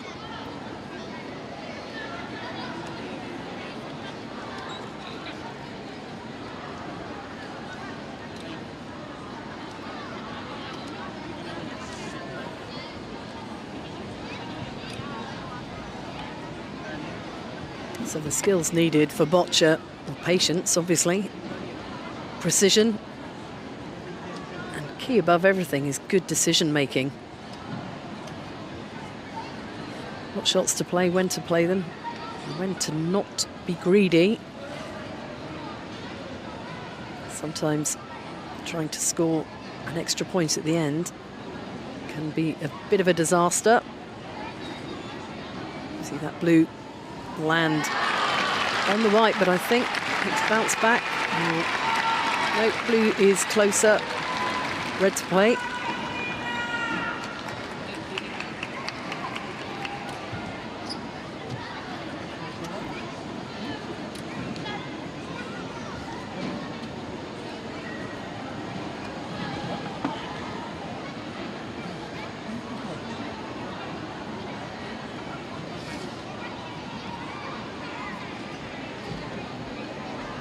Okay, so red to play.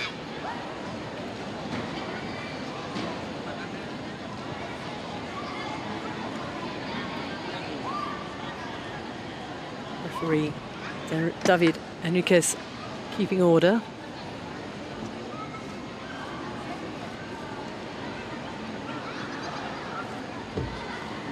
Ball number 5 for Thailand.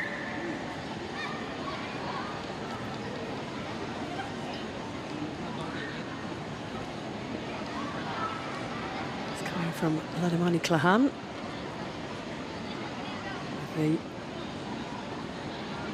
Bobbly bee on the top of her head pointer.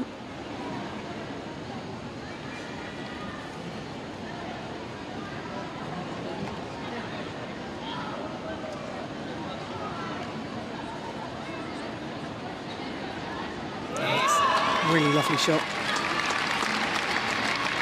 And that was the little smallest of margins coming along the side of the other balls.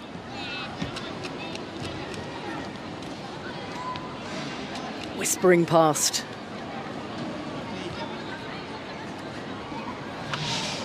She should be pleased with that.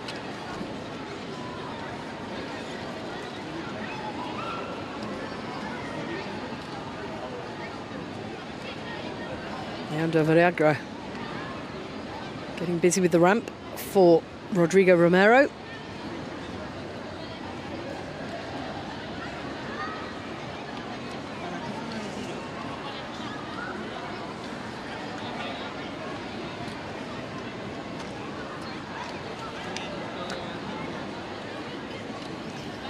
Needs to then make sure that he's manoeuvred his wheelchair entirely inside the playing box. You can see the referee behind him, just checking. Getting no unfair advantage by being outside the playing area.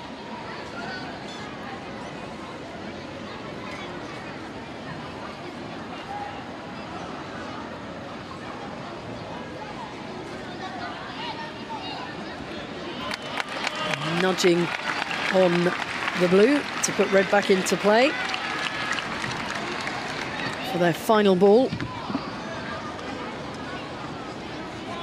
2 ends played and we're 2 points all. It really is very close in this bronze medal match in the mixed pairs BC3. Very clustered around that white ball.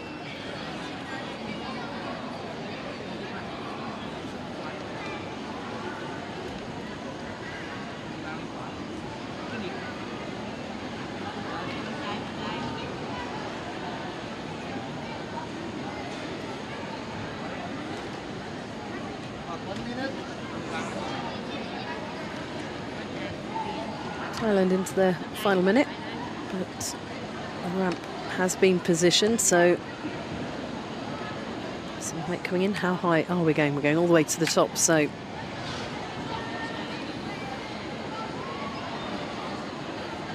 Chichu and Klin looking to split up some balls with this shot. Just having a little think. There it goes. We pushed the blue back. Yeah, look at that, scoring 2 red. At the moment, 1 ball to come from Argentina.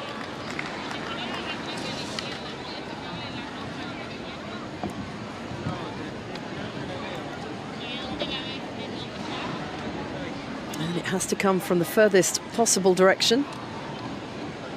The last ball of the end in the possession of Rodrigo Romero.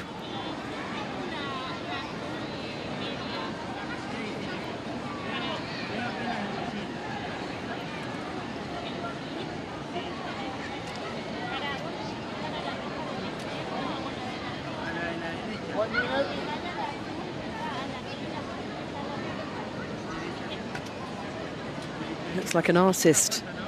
His pointer strapped to his arm. The paintbrush with which he's producing his finest work.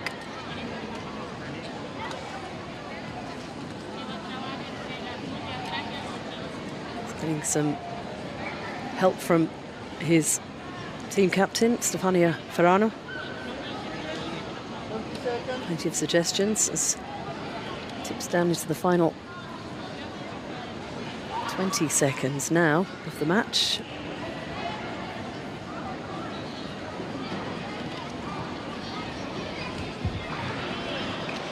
Is that enough? Advancing one blue. I think it is. That looks like blue scoring one. As the rock sits on the hard place.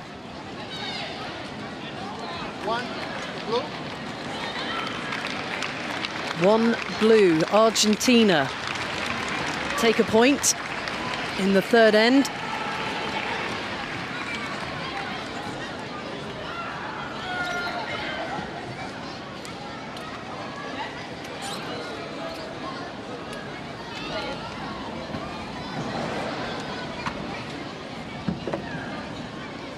Referee David Enriquez confirming 1 point scored for blue. Argentina taking the point and the end. And in the overall score of things, with one end to come, it's Argentina who lead 3 points to 2 over Thailand in the mixed pairs BC3 bronze medal match.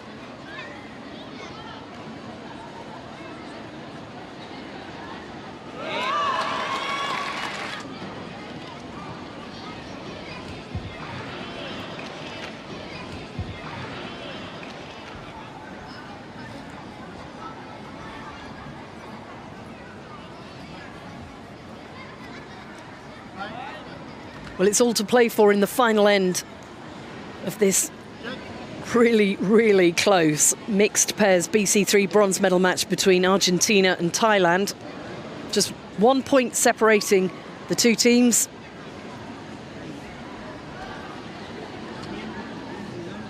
And that is nothing in BC3 Boccia. Looks like Argentina are going to send the ball a bit further down the court. Rodrigo Romero has the jack.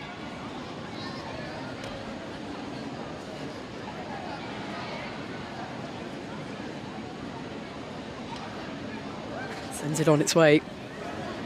That has gone very long, very long. That is interesting.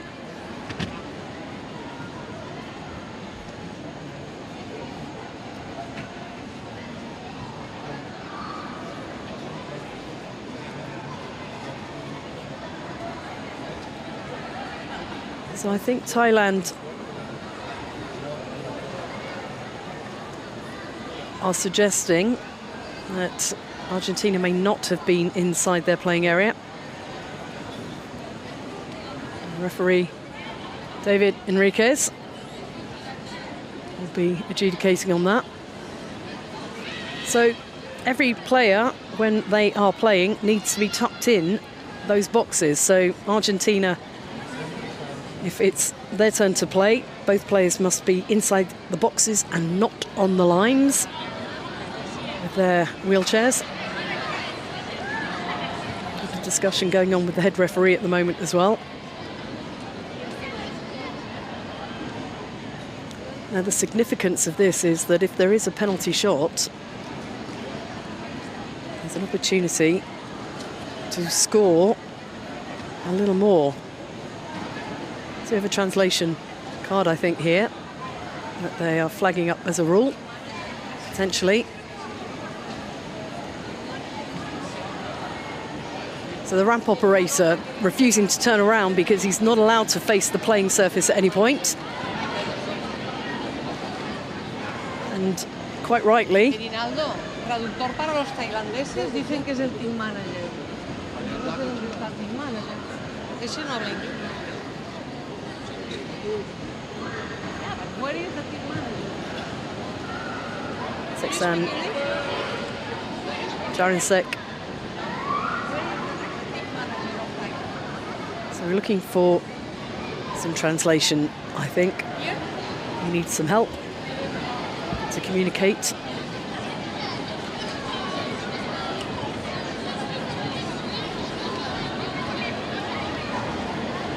Interesting. Well, there is a bronze medal up for grabs at the Paralympic Games here. And fair competition needs to be played to the letter of the law.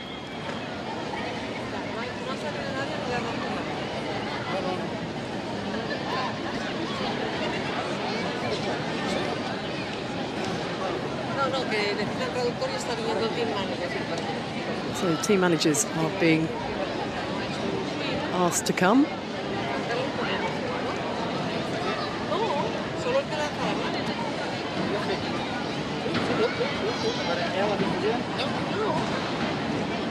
Pero no lo entienden porque no entienden inglés. Y está viniendo corriendo el team manager. So here we are at the Paralympic Games where multiple languages are spoken by our officials. We just need to find a lingua franca here.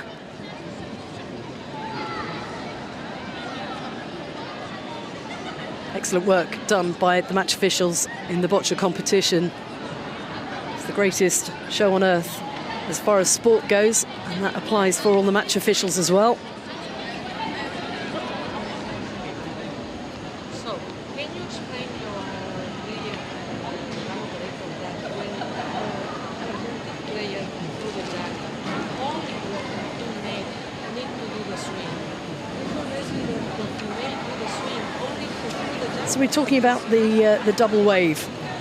That's what is being flagged up. That when Rodrigo Romero put the ball into play, he did a double wave with the ramp, and that's to show that the ramp has been positioned.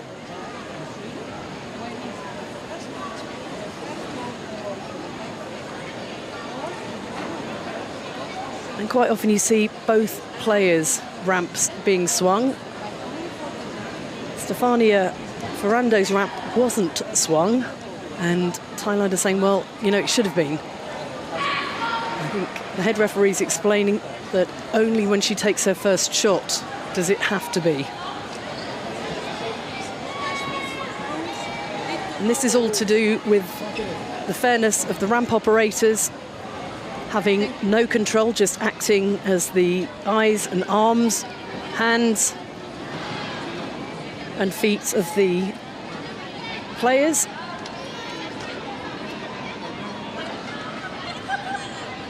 And we're back underway. Just a small delay. There's just 1 point in it. The ball's gone long down the court. Argentina playing an absolute blinder with that first shot after a big delay for Rodrigo Romero.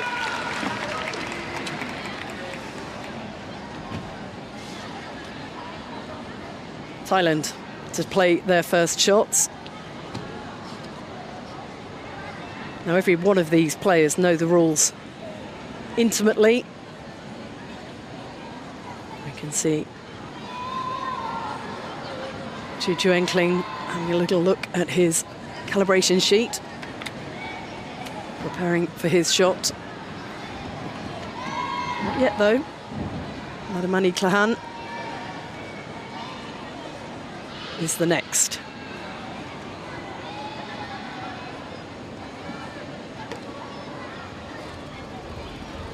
Got some power on it. Oh, that's lovely.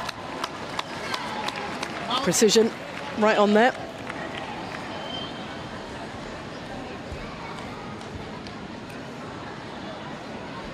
Opportunity now for red to lay up. Now playing long with the ramps is less of an issue than it can be in some of the other categories. You see 1 and 2, slightly trickier. The rampers have made adjustments for every possibility. You can see in his left hand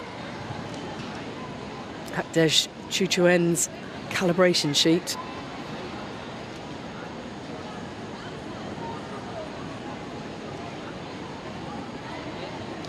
referencing it all the time. And you see other players in the BC3 class who have it all pretty much in their head. Oh, Hong Kong, China reads everything by eye. You don't see her calibration sheet anywhere.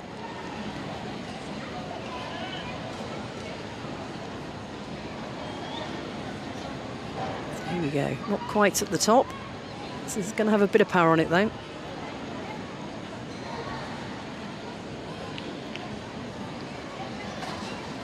Just wants to knock the blue out and sit on the white, but oh, slightly off. We were wondering if the playing surface may have changed a little over the 8 days of competition at the Paralympic Games.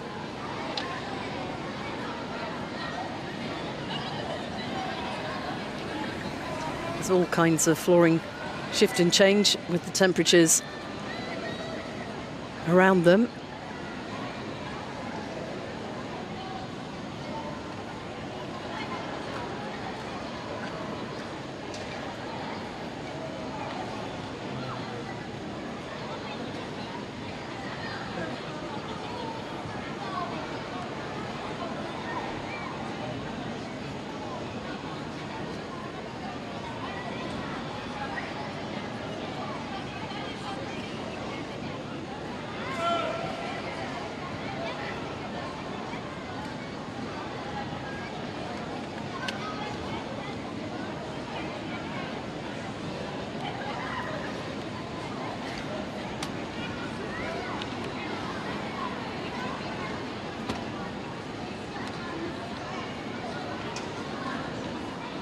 Jan Theprakob, the ramp operator for Ladami Klahan, who has a good line on that, I think. That's looking pretty. A little short. So Thailand will play again. The line was great, but the weight a little light.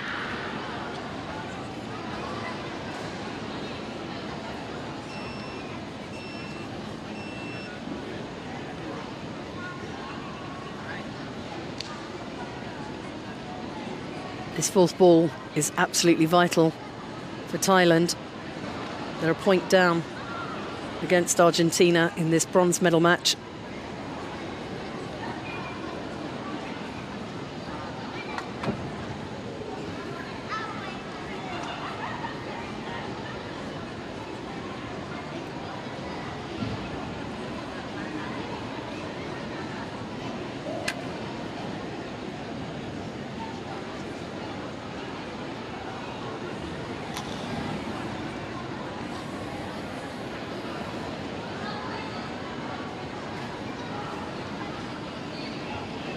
That's better.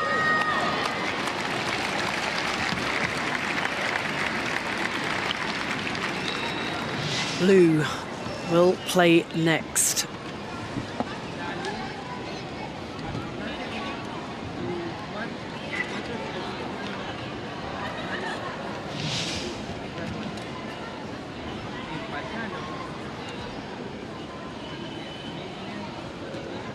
Just looking to get placement right for this.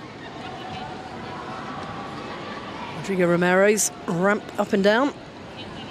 Shows he's lining it up, but it's going to be his captain, Stefano Ferrando.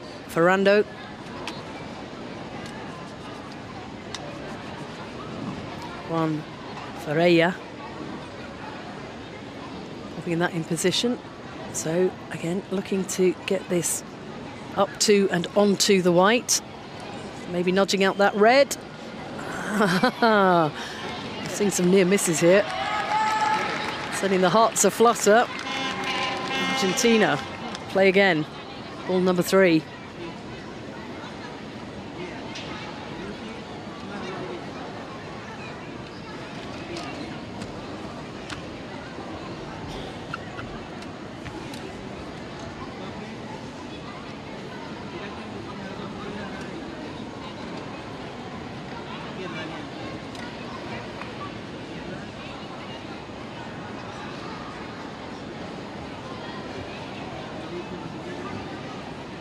Tiny little adjustments. Difference between bronze and nothing.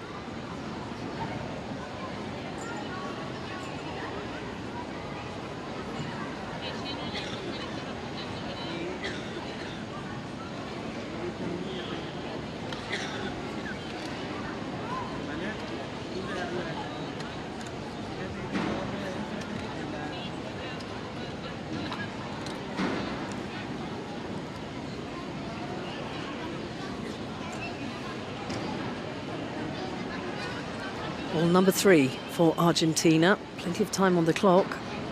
Leading 3-2 into the final end of the bronze medal match.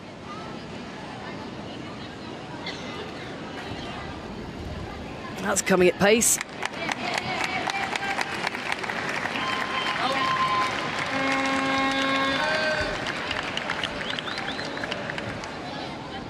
Red to play.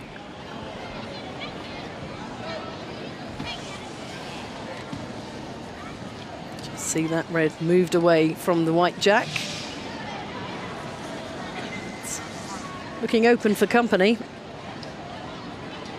And this is a pretty good angle for Ledemani Kahan.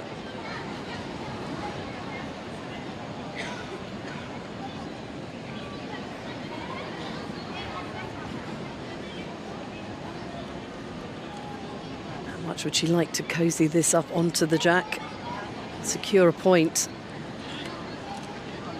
Just 2 balls to go in this end for Thailand. 2 balls to level the match against Argentina. It's coming quite fast. Just knock the blue on. They're going to play again. No, yep. So the final ball coming from Thailand.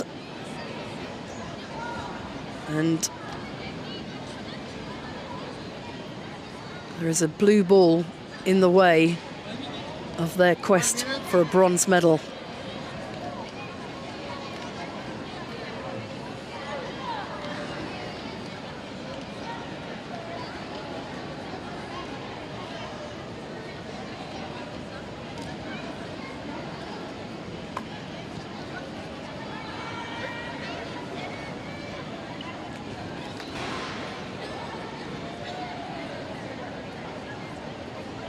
Captain sends it on its way.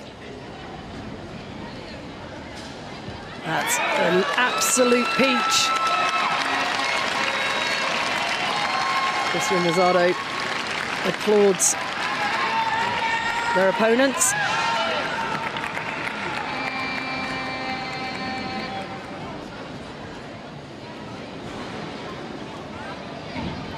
But is it enough?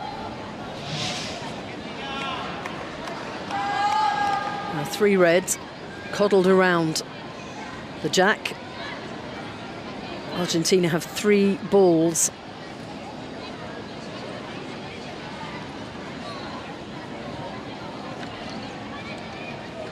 To complete their win in the bronze medal match. They're 3-2 up on Thailand.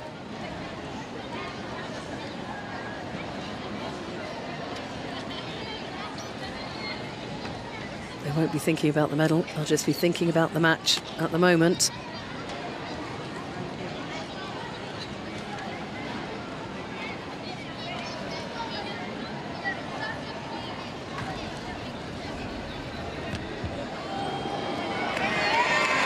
Beautiful shot, and 2 of those rocks rolling quite a bit. Can't see them because we're very close to the end of the court, as you can see. So the blue ball has come out, the red still in play.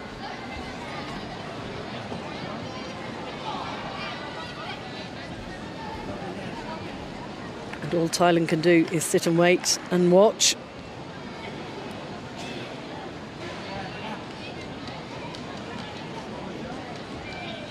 Still close.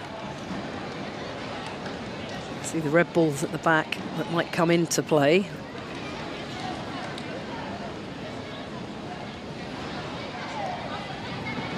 What weapons has Stefania Ferrando got left? Because adjusting the ramp is absolutely key, and also for Rodrigo Ramiro, who's going to play the next shot.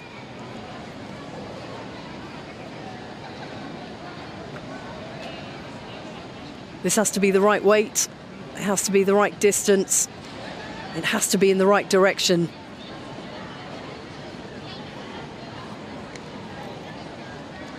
Because at the moment it looks like Thailand might have edged one space closer. That'd be enough to tie this and take it to a tie break. Argentina just need to ensure one blue ball is closer to the jack to finish this in regulation time. That looks good. Oh, that looks good. Oh, deep breath from Leandro Valera. And I think if the referee signals that blue is closer, that might be an end to it. I think Argentina may well hand over the ball. That's enough to take bronze, and the celebrations have started.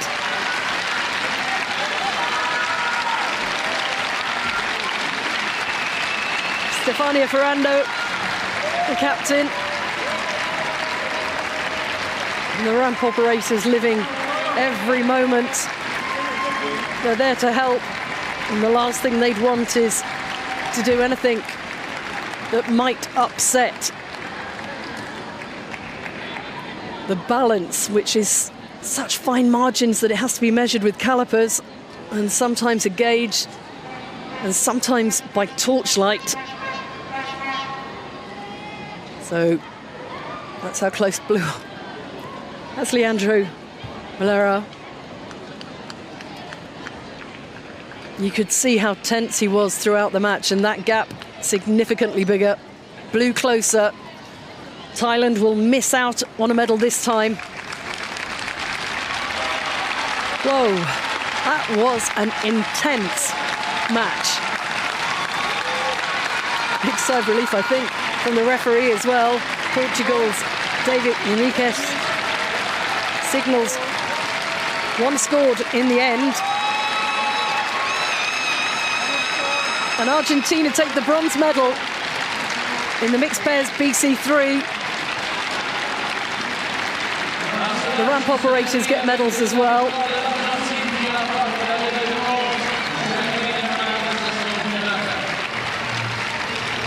And Thailand made this a really special bronze medal match. Stefania Ferrando.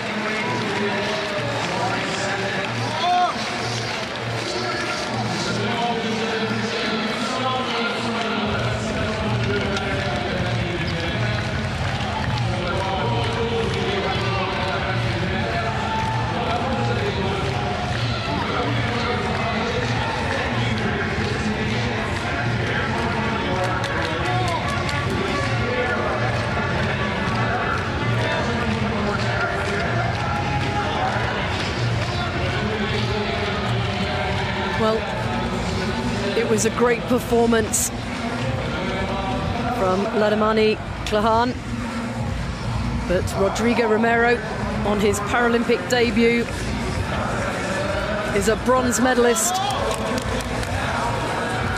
in the team pairs BC3.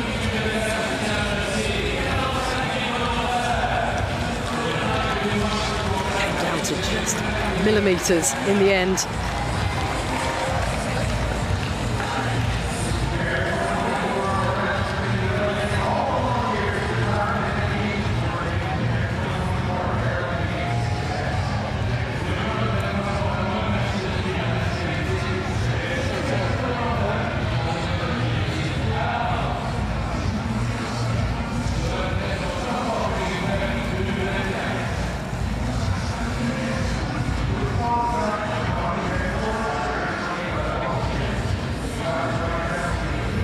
Glasses will be fogging up.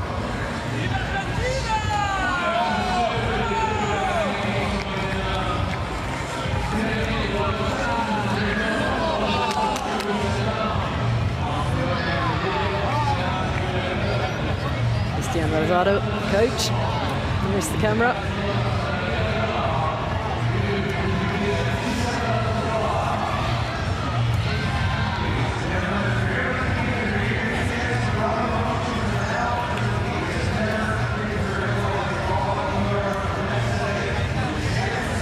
Watchables can go to bed. They've done their work for this edition of the Paralympic Games.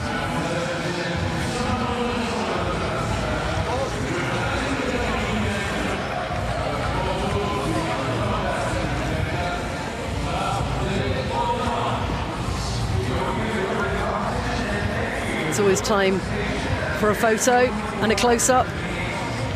Rodrigo Romero wins a bronze medal on his Paralympic debut alongside his captain, Stefania Ferrando, and the ramp operators as well, Juan Ferreira and Leandro Valera.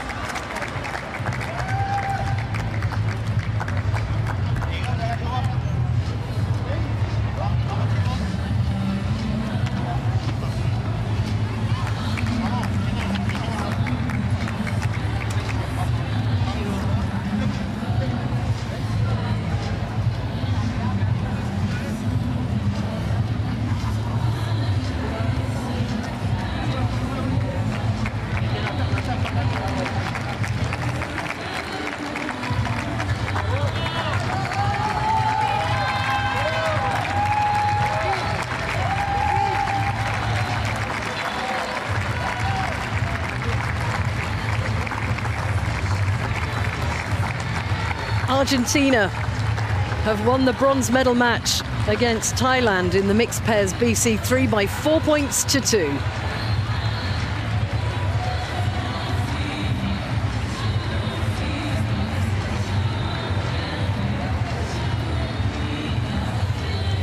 Confirmation that Argentina will take bronze, with the gold medal match between the Republic of Korea and Hong Kong, China yet to be decided.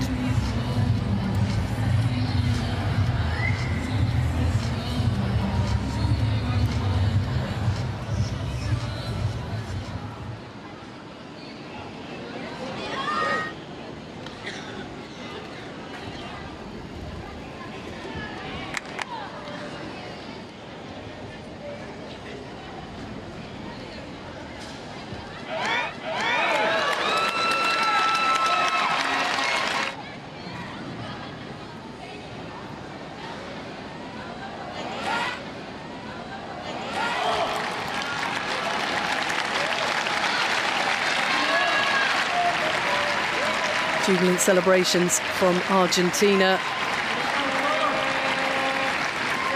who held it together to score a tight 4-2 win over Thailand. Tears of joy.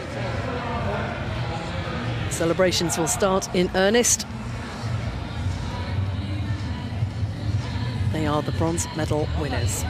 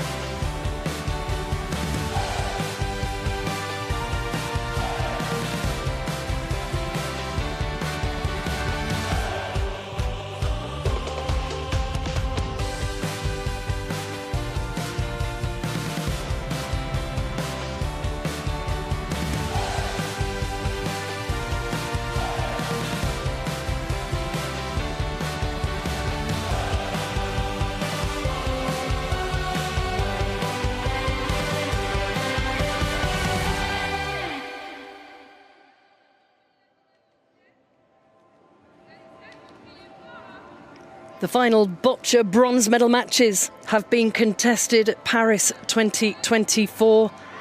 40 years after Boccia made its Paralympic Games debut, we've seen more events contested than ever before.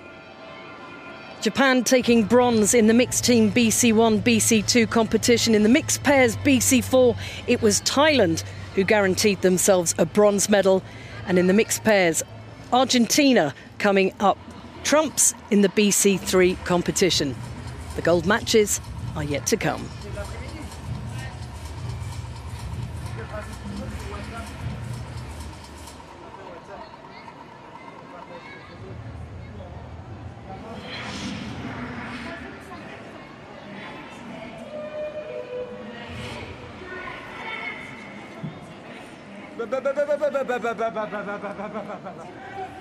Véronique, je vais souhaiter qu'il y ait un lavabo là, attention.